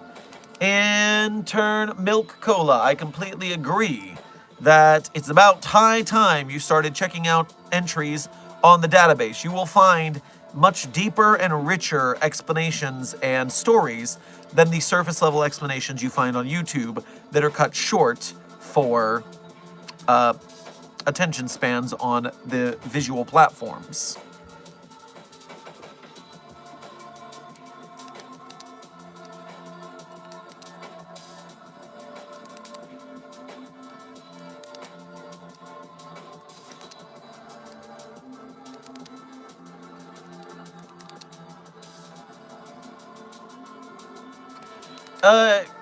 Researcher Ravehaven.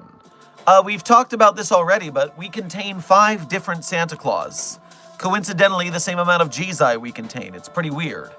But SCPs 4255, 6483, 1933, 3355, and 6895 are all Santa Clauses we have in containment in one way or another.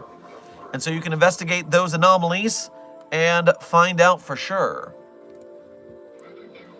Every Santa's a little bit different.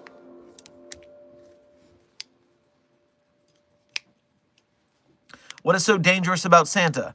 Intern Zim, please remember, it doesn't matter if the anomaly is not dangerous to anyone. It doesn't matter if the anomaly is beneficial. It's still anomalous. It goes in a box. It does not get to be free. It doesn't matter how, if we could cure cancer, if it were anomalous, we wouldn't give it out.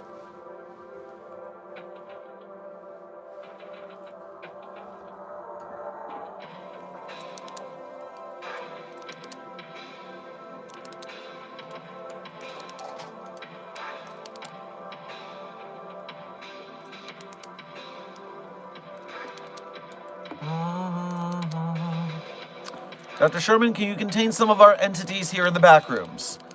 Well, yes, obviously we could, if Async would fucking let us in the door so we could do our jobs. Shh. Intern Maori, I always say my favorite SCPs at the end of stream, which is in the next 20 minutes to an hour and 20 minutes, depending on how long we decide to stream today.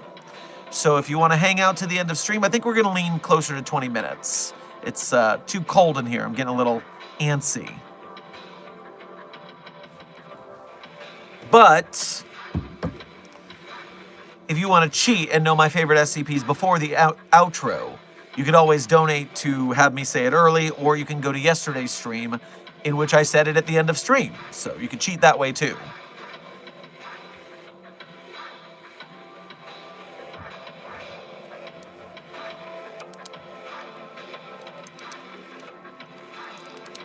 Intern Bill, why the fuck did you guys contain Santa? Well, first of all, there's 5 of them, and they're all anomalous, so they all need to be contained. Especially Bailey's Santa. That one's really gross. All anomalies are contained. End of story.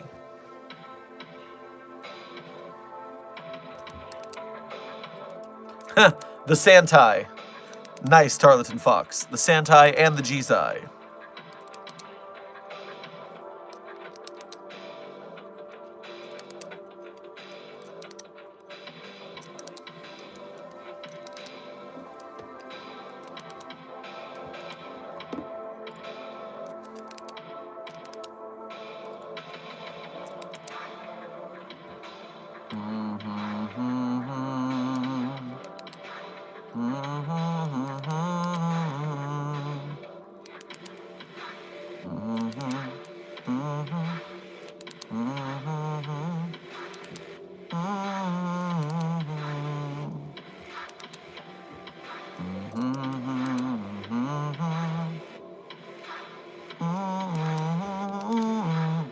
Has SCP-999 ever shown any hostility in any way to anyone? Intern Lava, not to our knowledge. I certainly have never seen SCP-999 show hostility. I have seen it flee in fear, specifically from that thing, but I've never seen it go on the attack.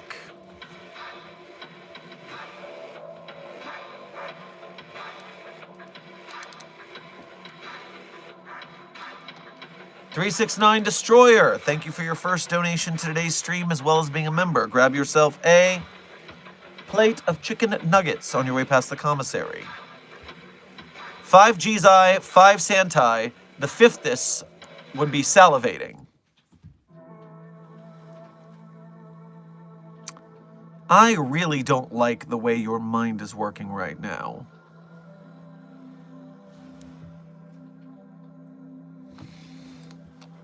Hold on a second. Okay, so we have 5 Jizai, we have 5 Santai.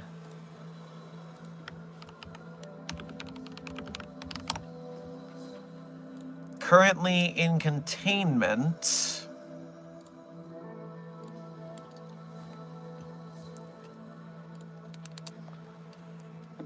Hera, Zeus, Ares, Hephaestus, Isaac, Poseidon, Athena, Deimos, Eris, Circe, Thonis, Mnemosyne, Hermes, Apollo again?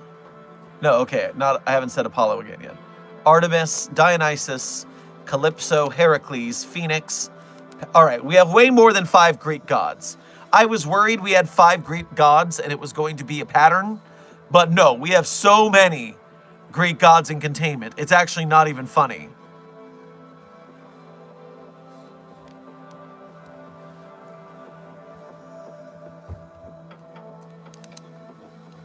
What's the numbers for the gods?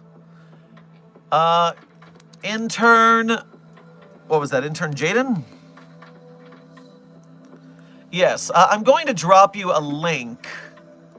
This is a fandom wiki link that is linking to SCPs from numerous cultures and mythos.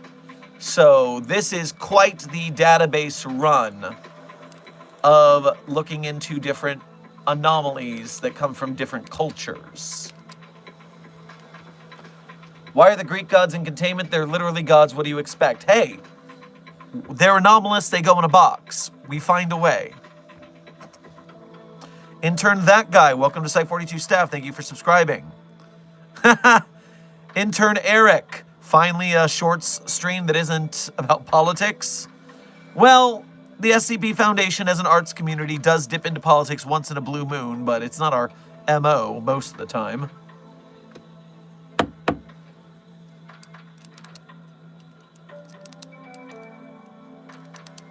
Furthermore, I'd be more glad that there's just not another AI slop thing on this app. That's what I've been hearing is a big problem. Doc, can you play Hosier? My sister loves his music. Due to copyright on YouTube, unfortunately we can't, but Hosier is pretty frickin' dope. Great music.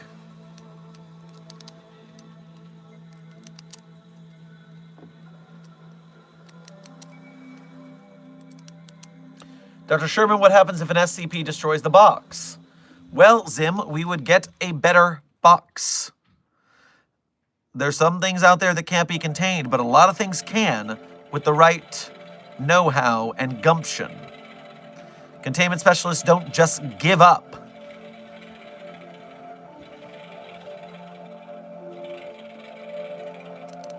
They're reviving Vine, so I'll search for SCP content on there. When are they reviving Vine?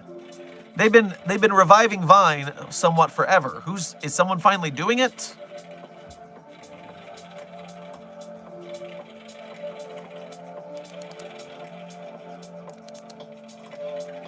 Dr. Sherman, any dad jokes today? Well, researcher Knackle, here's the deal. I was just looking at a page that was full of SCPs from different mythologies. And you know, I went there to see if there were 5 gods from Greece, because we had 5 Santai and 5 Jizai, so it would be a weird pattern if we had 5 Grecian gods as well. But weirdly, there's actually way, way, way more than 5. In fact, if you look at the list, it's all Greek to me. There you go.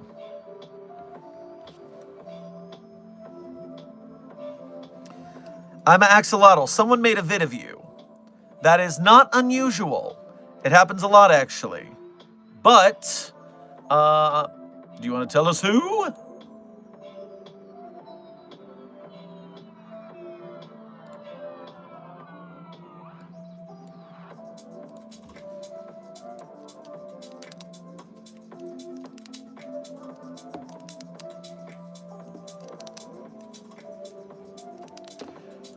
Refreshing the chat because it seems to be lagging.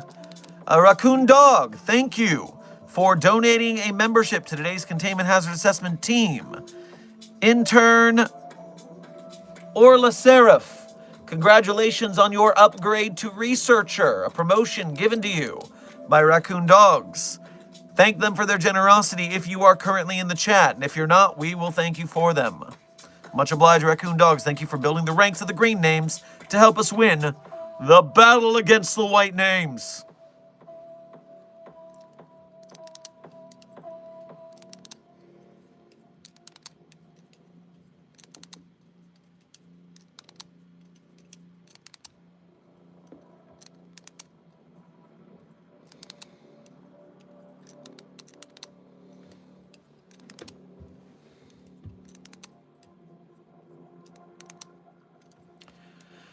I read the 3 short scenes about death thrice, and chapter 1, verse 1. First, seems like the brothers are petty and cruel. And second, why is the Scarlet King afraid of the All-Death? Well, you know, I myself am not a fan of death. I do like being alive, so I could see the brothers' death being a little petty and cruel, especially considering the bird's eye view they have of everything below them can make you a little callous. Absolute power and all that. Furthermore, I believe the Scarlet King is afraid of the All-Death is because the All-Death is one of the only things that can actually kill it. Which, funnily enough, if its existence is pain and it hates existence so much, I don't know why it doesn't just let the All-Death do it in, and then it won't have to exist anymore.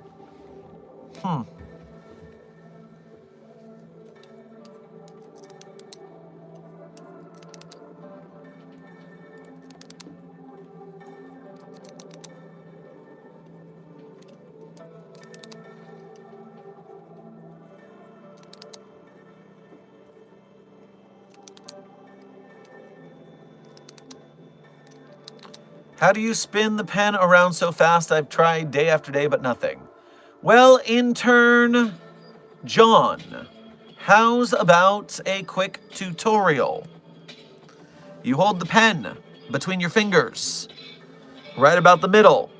You wiggle it side to side to get started, just to get used to it. Now, it's going to slide down like this, but you're not going to be wiggling it back and forth. You're only going to be wiggling it one way when you do it normally. But get used to getting it horizontal, because once you get it horizontal, you can catch it with the next finger. Boom. Then you catch it with the next one. Boom. You can also do the same over the top. Bottom, bottom, top, top. You can also reverse your direction. You can sometimes use your thumb to make a slight adjustment as needed. But you simply must practice. One way and the other. Both hands. I would say it took me about a couple weeks to get decent at it. You just got to build muscle memory.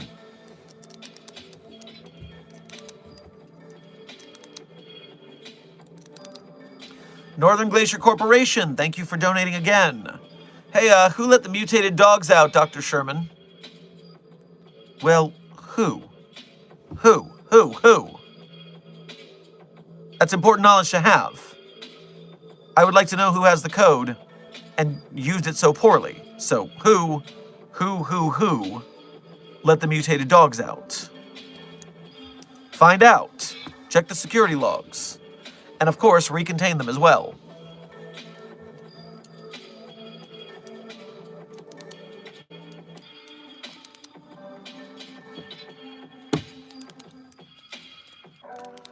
Intern Onyx, thank you for your first donation to today's stream. Grab yourself a slice of pie on your way past the commissary. If you see SCP-682, just know I am giving them therapy.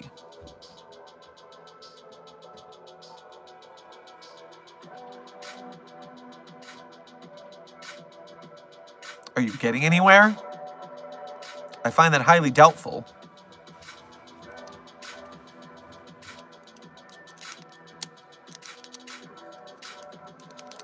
Are you the SCP guy? I don't know, Intern Uxtra. You tell me.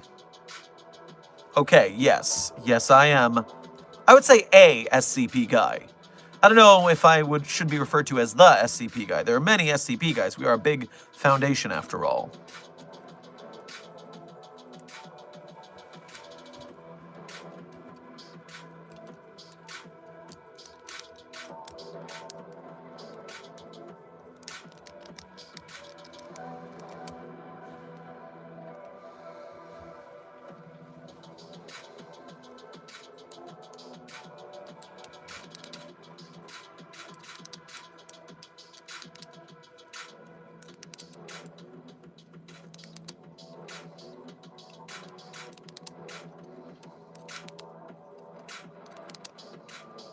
Why is everyone Spartacusing and saying, I release the mutated dogs? No, I release the mutated dogs. Who actually released the mutated dogs from containment? Don't cover for the failures of one of the staff members. Tell me who they are so they can be disciplined properly.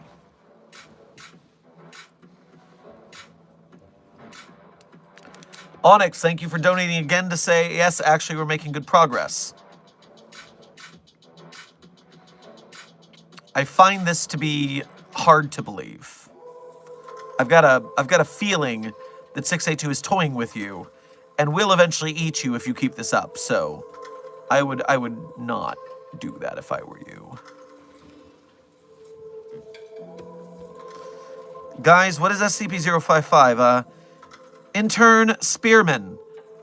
I don't know what you're talking about. We don't have an SCP-055.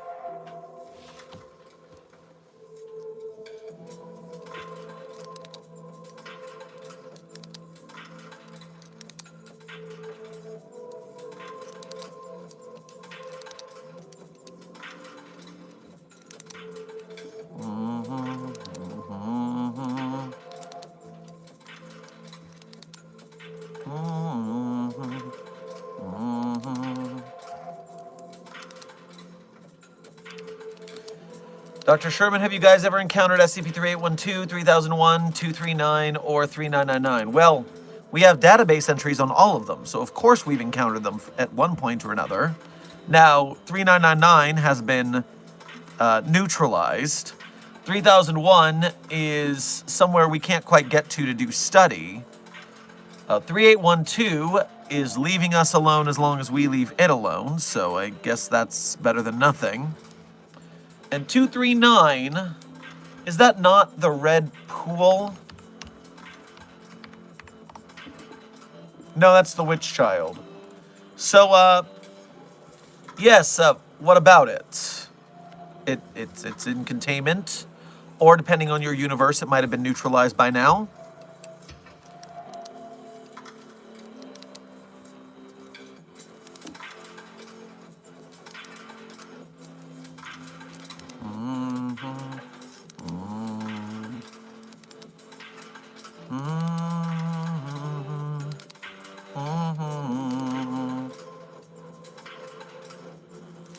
Intern Lava. To be considered an SCP, something must have three qualities. A, it must be anomalous, as in abnormal, as in defies the law of physics in some way. B, it must be on the SCP database. And C, it must have an SCP article written about it. If it is not those three things, it is not an SCP, which is why Saitama is not an SCP. It is anomalous, but it's not on the SCP database, nor does it have an SCP article written about it. Not an SCP.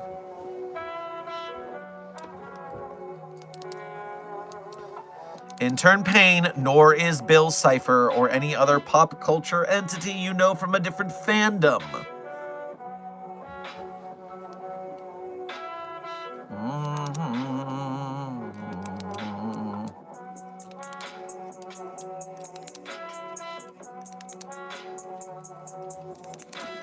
How many SCPs are there and how would they act together all in one room? Intern Joseph, that is a terrible idea that we will not be testing. But right now, there are somewhere between 9,000 and 10,000 SCP entries on the SCP database in the English language alone. If we go to other language branches, we would find many, many, many more.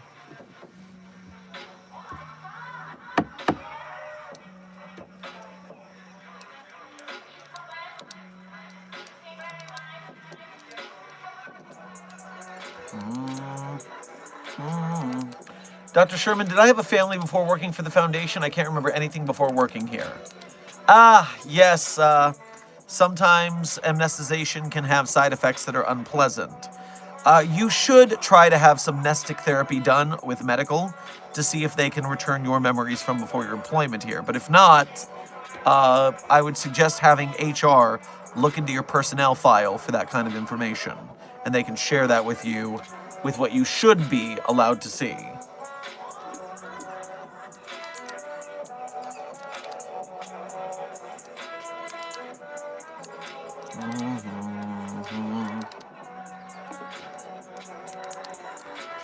Dr. Sherman, can the neighborhood watch from the back rooms beat SCP-096? Well, I don't know what that is, but I can look into it real quick. Also, Intern Uxtra, welcome to Site-42 staff. Thank you for subscribing. You said the neighborhood watch.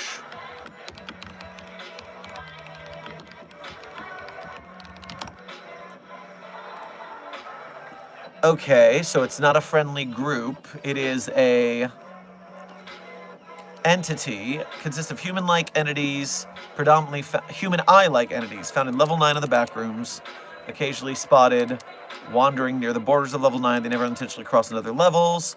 Keen sight and touch, but lack hearing and smell. They don't require food to survive and never been seen consuming any. Exceptionally dangerous due to aggressive behaviors toward any encountered living beings. If you're spotted, it's advisable to leave the level. Intentionally interfere with video and image recordings. So what do they do when they get you? Do they just strangle you with the appendages? They can move at speeds similar to 096, so...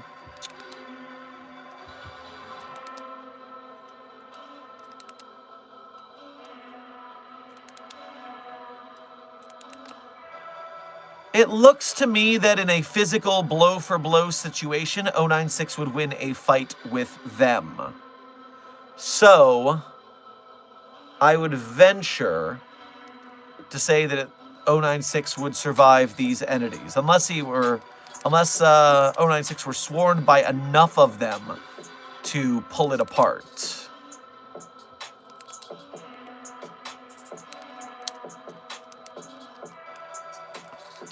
It says, carry a weapon. You can fend off striders and swimmers if necessary. Which means even a basically armed human can fend them off. So, yeah, 096 is not going to have a problem.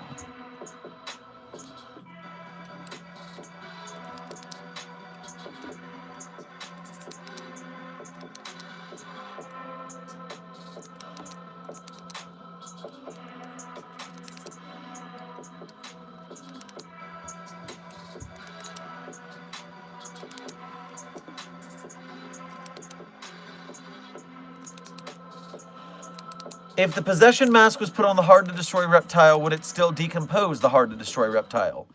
Intern command.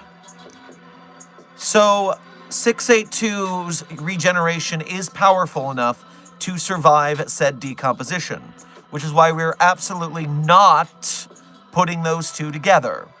However, if you wanted to see a universe where that did take place, there's a tale on the database called Addressing the Second. And Addressing the Second takes place in a future where that did happen.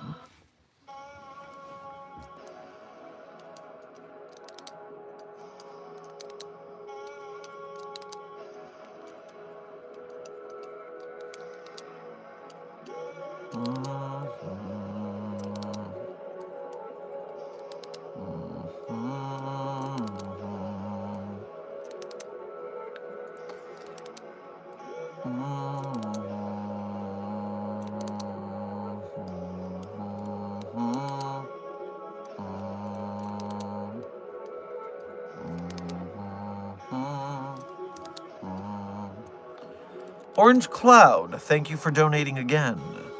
Yes or no, how many pineapple does Blitzo from HB need to collect 3 suns from Russia on Wednesday, Monday, Sunday, Wedmon Sunday, to save a rabbit from the South Pole from Tom? So, goddamn surrealistics. Okay, let me think.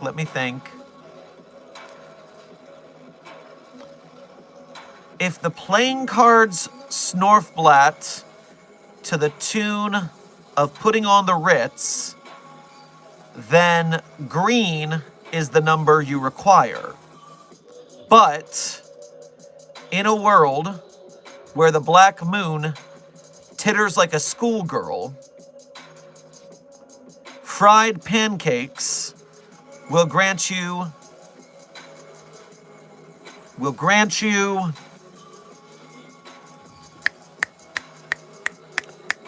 oh, come on. It means fire tongue, but it means it in a dead language.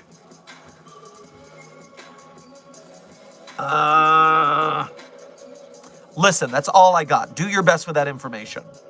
Freaking surrealistics is so hard to deal with.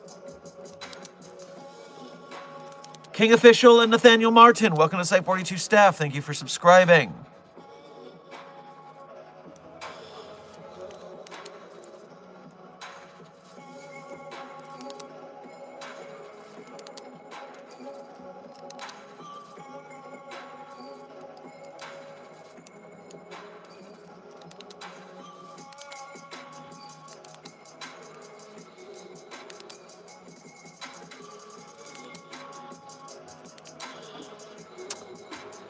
I see someone in stream is particularly interested in SCP snakes for some reason. Well, allow me to introduce you to SCP-6568-2568-J. Again, long designation, so let me repeat it. SCP-649-2568-J. Codename Technicolor Geography. This is a shorty. This object class is Keter. Special containment procedures. SCP-649-2568 is to be kept in a standard animal containment unit. Under no circumstances is this, it's a long number, I'm going to say this entity, to be allowed to be discussing geological or geographic details. Interviews of this entity should be scheduled daily, with a focus on any future escape attempts. All other testing involved in this entity requires approval from a project director.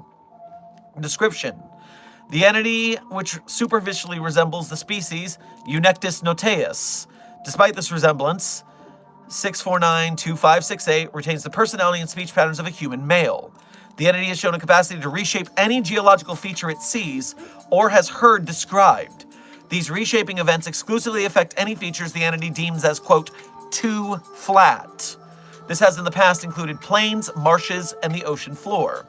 During reshaping events, these locations will experience several seconds of tremors, followed by the growth of an extrusion, generally at the geographic center of the area, seen or described.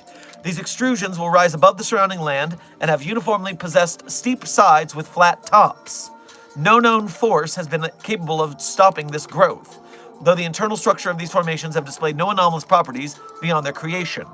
Furthermore, when interviewed, the entity displays a compulsion to disclose the truthful answer to any inquiry. This compulsion has led to the discovery of several escape attempts, including one involving anomalous contact with an outside organization.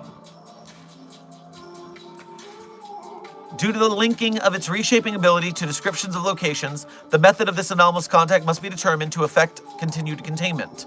While interviews with the entity have proven effective in limiting this contact, care must be taken to avoid further restructuring events during those interviews. So yes, up until now, if there is a flat land, a plain, a marsh, ocean floor, etc., it doesn't like that, so it somehow anomalously reforms the land to have a large plateau with steep slopes grow in the middle of the flatland.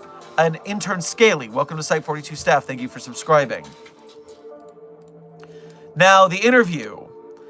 This following took place very shortly after containment. Dr. Sumerian is doing the interview.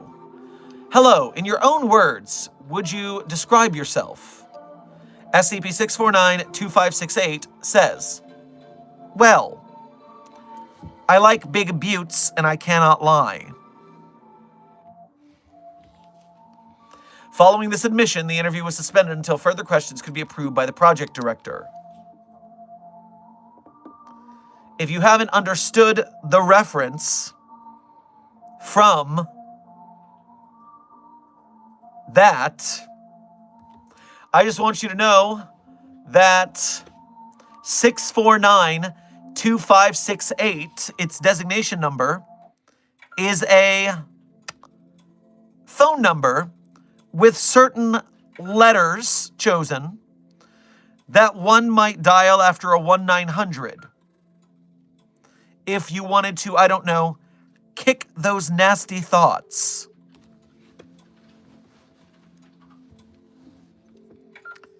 So yes, that is a -J pun by friend of the channel, Dr. Sumerian. I hope you very much enjoyed this reading.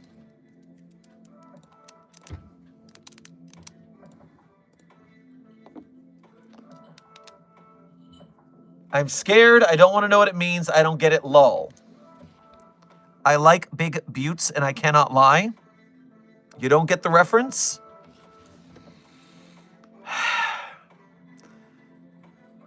Desk, are we getting old? Is that the problem? The children don't even know Sir Mix-a-Lot.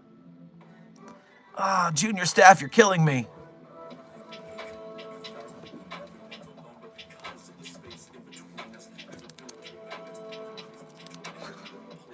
I get it. Stop. I get it. You're fine, Cyrus. You're fine.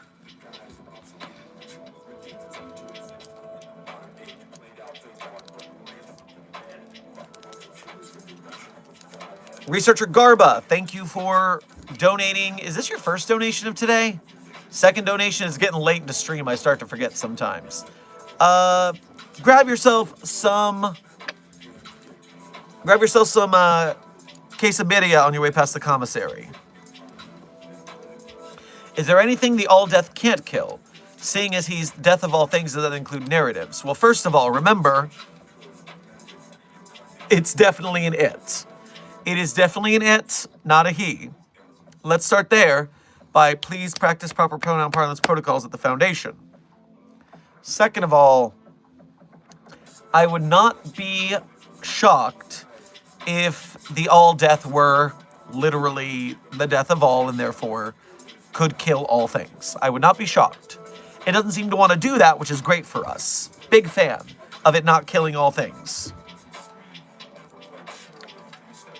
I'd imagine all-death couldn't kill higher pataphysical entities. Probably true, but Dr. Frogman, remember, it's possible that those higher pataphysical levels also have their own all-deaths. It seems likely, actually. I don't know about narratives.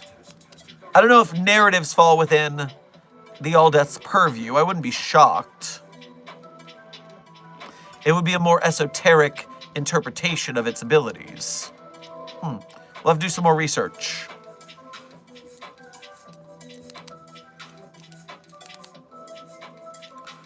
Orange Cloud, thank you for donating again. The answer wasn't green or that's all I got, deal with it. The answer was Santa's left boot because Rock Dwayne Johnny breathes cherry tree during Glorknocht on SB 217-K while kissing MJ from Spider.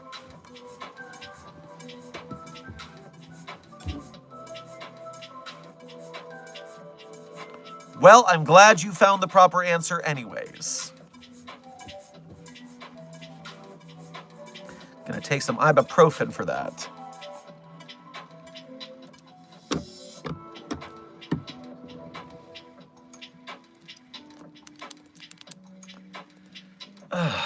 Surrealistics give me such a headache. Base, thank you for your first donation to today's stream. Grab yourself a cola on your way past the commissary. So came to give an update. Sapient androids are capable of using 2498. I did it 8 hours ago and didn't turn into one. Interesting, interesting. Pulling that up on the database.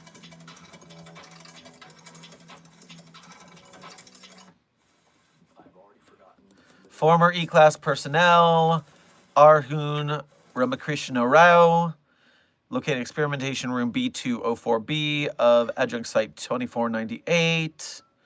Participation is the subject of Project Rainbow Body. Most biological functions. Rao remains responsive and alert.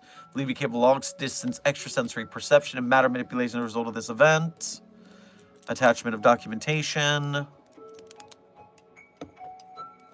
Well, that's a lot of research.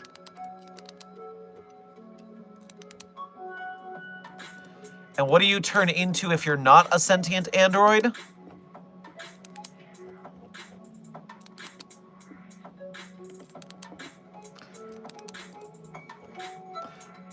I meant to say 1498, sorry. Yeah, you had me a little confused there. Base, thank you for donating again to clarify.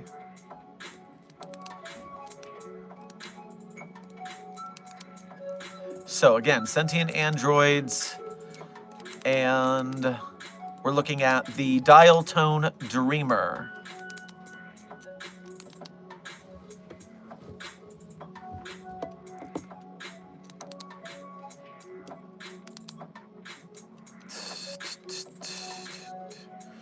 $14.98 is the shared designation for 31 ambulatory sets of corporeal phones and cords that have each been assembled to look like sheep. Text has been printed on the underside of each instance. Dial a dream. And I'm assuming you're saying that if you use one, you turn into one, but not you specifically as an android?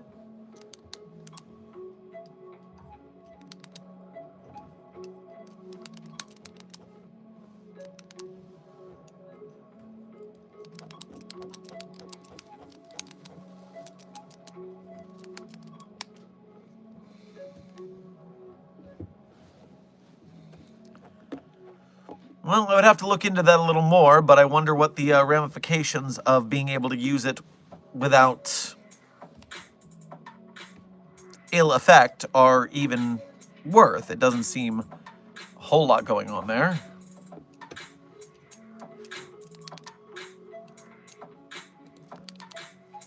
Film November, thank you for your first 2 donations to today's stream. Grab yourself some candy corn at the commissary, and just because something is capable doesn't mean it will. I am certain it could happen, but I'm also certain it won't happen.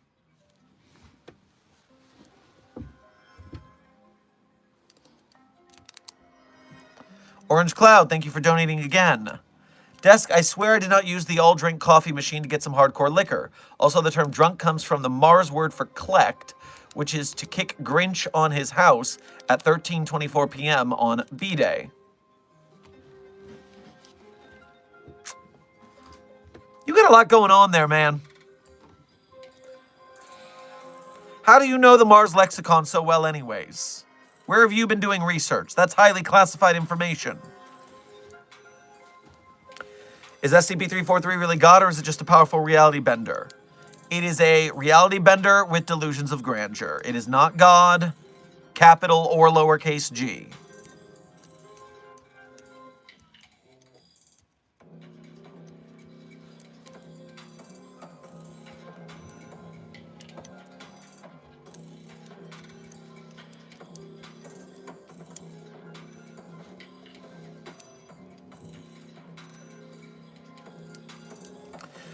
Dr. Sherman, I have been debating with people from an SCP Discord community. I was saying that the veil is just useless and the public should know the thing about anomalies and how Serpent Hand is good. Well, I would have to say, researcher Tenzoms, that is a very boneheaded take.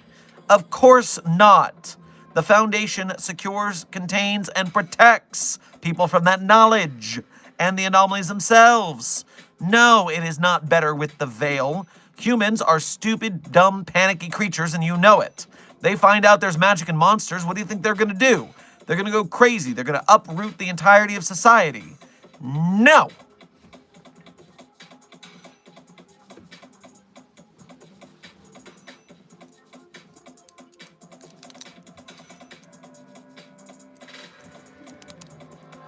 Philip November, thank you for donating again. For real this time, I looked up SCP-4521 after you said it was edited, and I couldn't find anything. That's because you... Oh, Lord. That's because you looked at the wrong entry. 4521 is the entry for the tree that won't scream, that's true. But its scream was not logged in its own entry. Its scream was logged in SCP 729-J.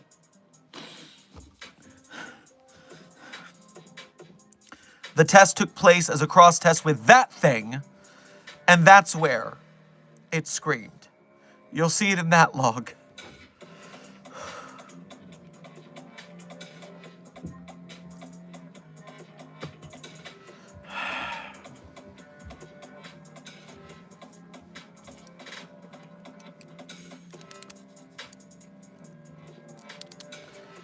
With certain SCPs, reality itself could be put in jeopardy if everyone knew about it. More eyes, more people. Intern 4B, you're absolutely right. SCP-3930 is highly classified because the more people know about it, the more it grows. So we have to keep information scarce.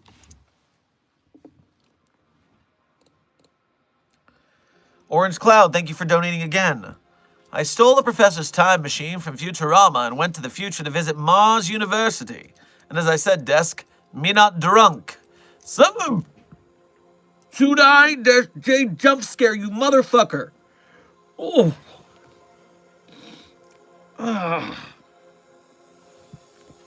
Fine. No thanks to you.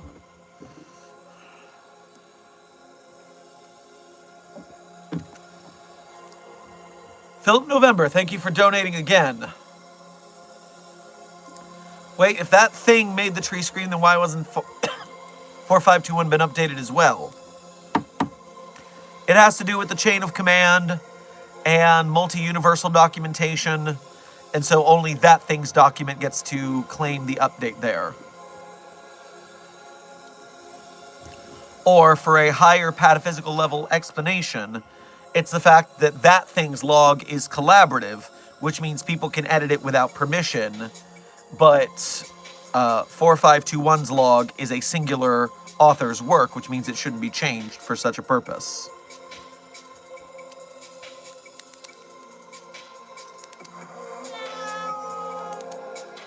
What's up, baby boy?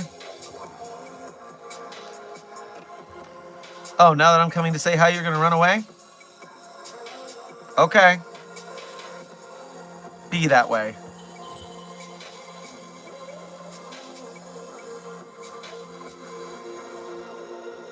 Yep. Just wanted to say hi, and then ran away. Intern Yasha. The videos that the thumbnail and title are talking about are Analyzing SCP-4183 by YouTuber Radiger and 30 Random Facts about SCP Containment Breach by YouTuber Omencito.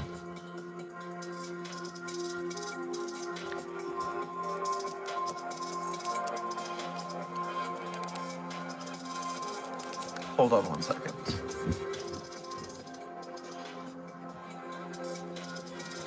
Boy.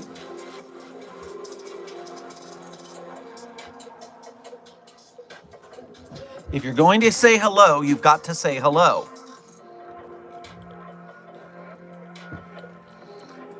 Charlemagne, this is what you asked for. Indeed, yes.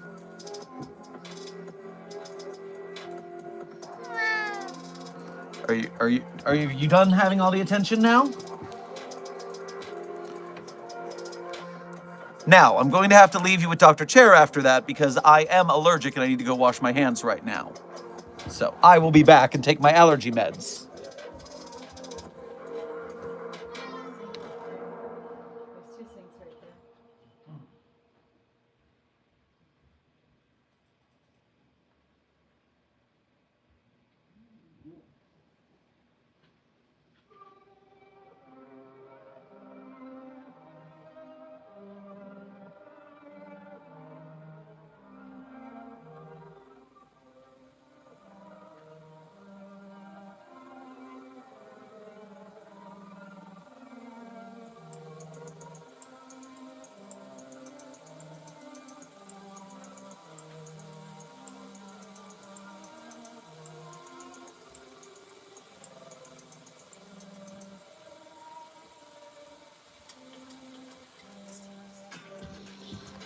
And we're back.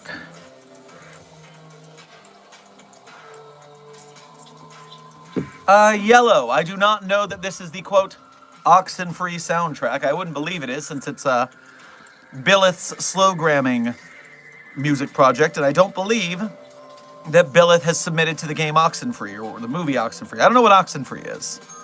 But this song in particular is called Among the Trees with Lily Veselka by Slowgramming on Spotify, YouTube, and SoundCloud.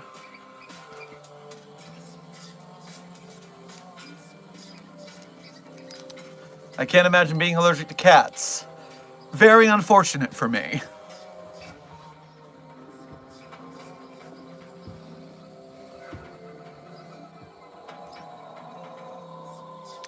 Derek May, thank you for your first donation to today's stream as well as being a member. Grab yourself a bloomin' onion on your way past the commissary. Director, I played around the AI again, and the AI-05 said we can try to steal 682 and 096 seal them into 1730 if 10 reality anchors can be used. The dimensional rift should close, but 10 anchors cost a lot. Well, that, and then we can't study any of those anomalies if they get transported away, so that's a terrible plan that I don't approve of.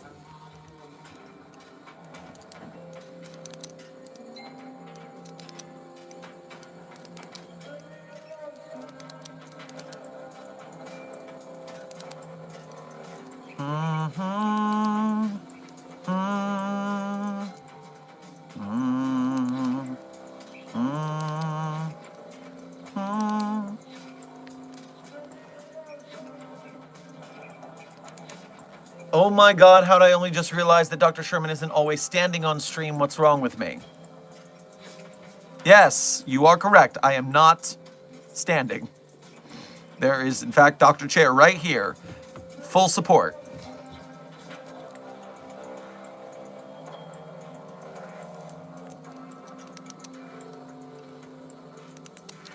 But Dr. Sherman, there have been a couple of broken masquerade cannon, and most of them went well if you do it right, unless that one time the Foundation made noospheric eigenweapons because the veil broke. Researcher Tenzoms, I would place my bets that if you look at the different realities in which the masquerade has broken, the veil has been lifted, you will find more times than not, things do not go quite well.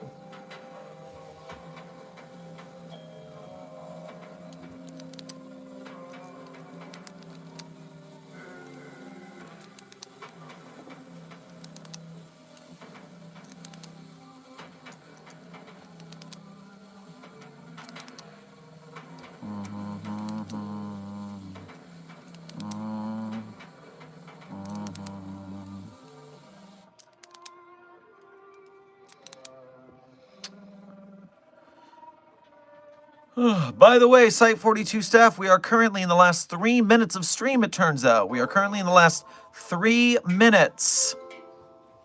So if you have any last questions, now would be the time to hit them up.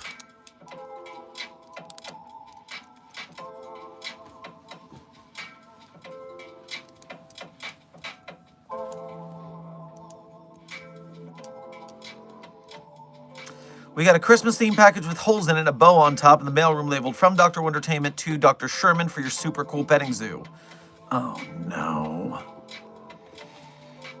What has she sent us now?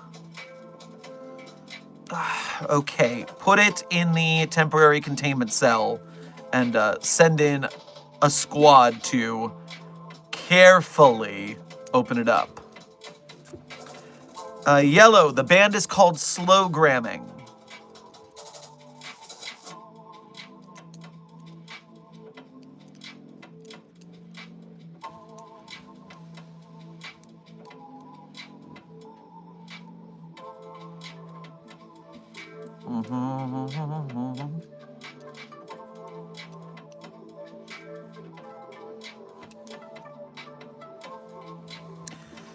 Dr. Sherman, who/what is your favorite non-SCP wiki official but SCP adjacent anomalous furniture made of mahogany?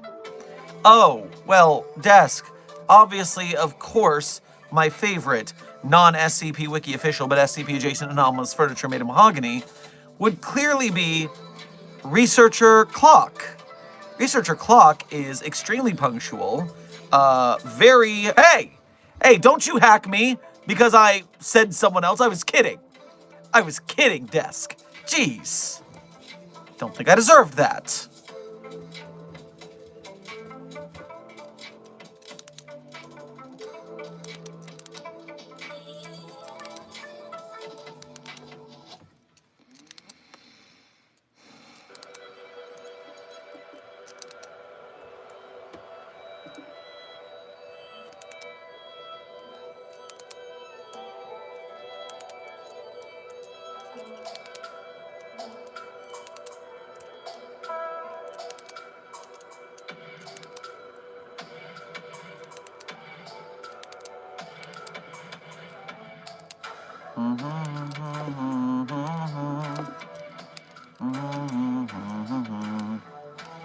Has an SCP ever permanently escaped containment, like they escaped and were never found? From time to time, yes. But we can obviously find, we track them as best we can, and sometimes they turn up again. But rarely, anomalies are able to completely get away from us. It's, some of these things are extremely hard to contain. Especially, frickin' teleporters are the worst, okay? Teleporters, just poof, gone, very frustrating.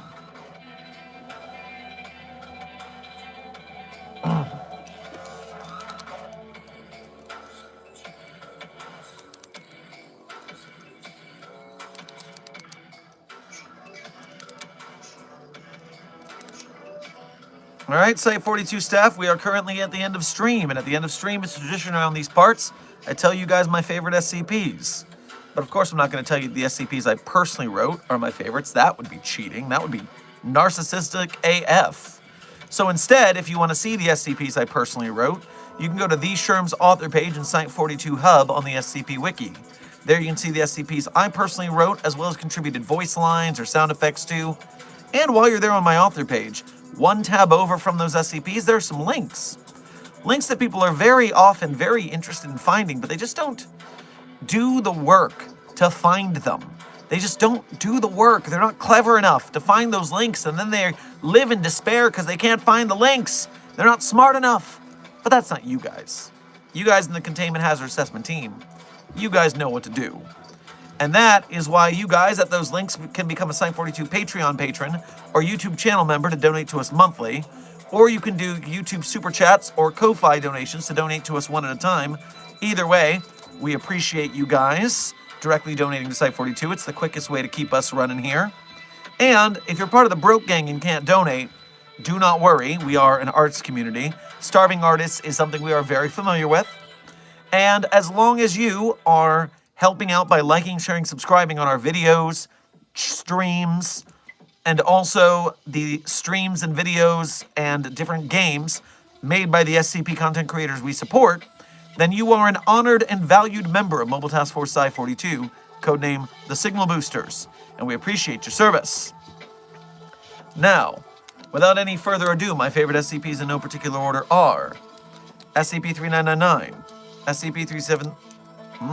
SCP-3999, SCP-3043, SCP-008-J, SCP-Spooky-J, SCP-5031, SCP-5175, SCP-5320, and SCP-8980. Content warning on that last one, it's a pretty rough read. Speed round, 3999-3043-008-J, Spooky-J, 5031-5175-5320-8980. Content warning on the last one, it's a bit of a rough read. Site-42 staff, this has been an Office Hours with Dr. Sherman, a subsidiary of the Anomalous broadcast from Site-42. I hope you had fun. I hope you learned something. Be safe, be well, and as always, secure, contain, protect. I'll see you in the next video or stream.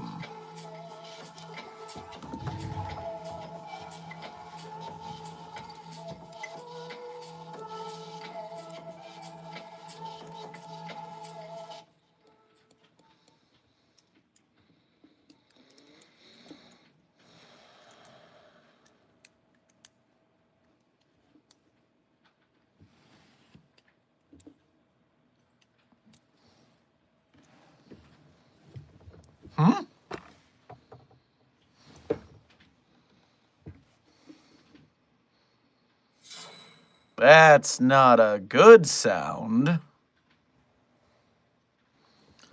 The credit song is facing technical difficulties. Please wait one moment for the... golly gee.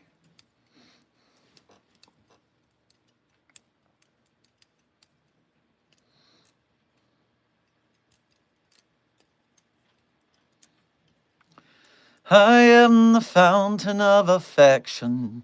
I'm the instrument of joy. To keep the good times rolling, I'm the boy. You know the world could be our oyster if you just put your trust in me. 'Cause I'll keep the good times rolling. Wait and see, wait and see. I'll wait and see.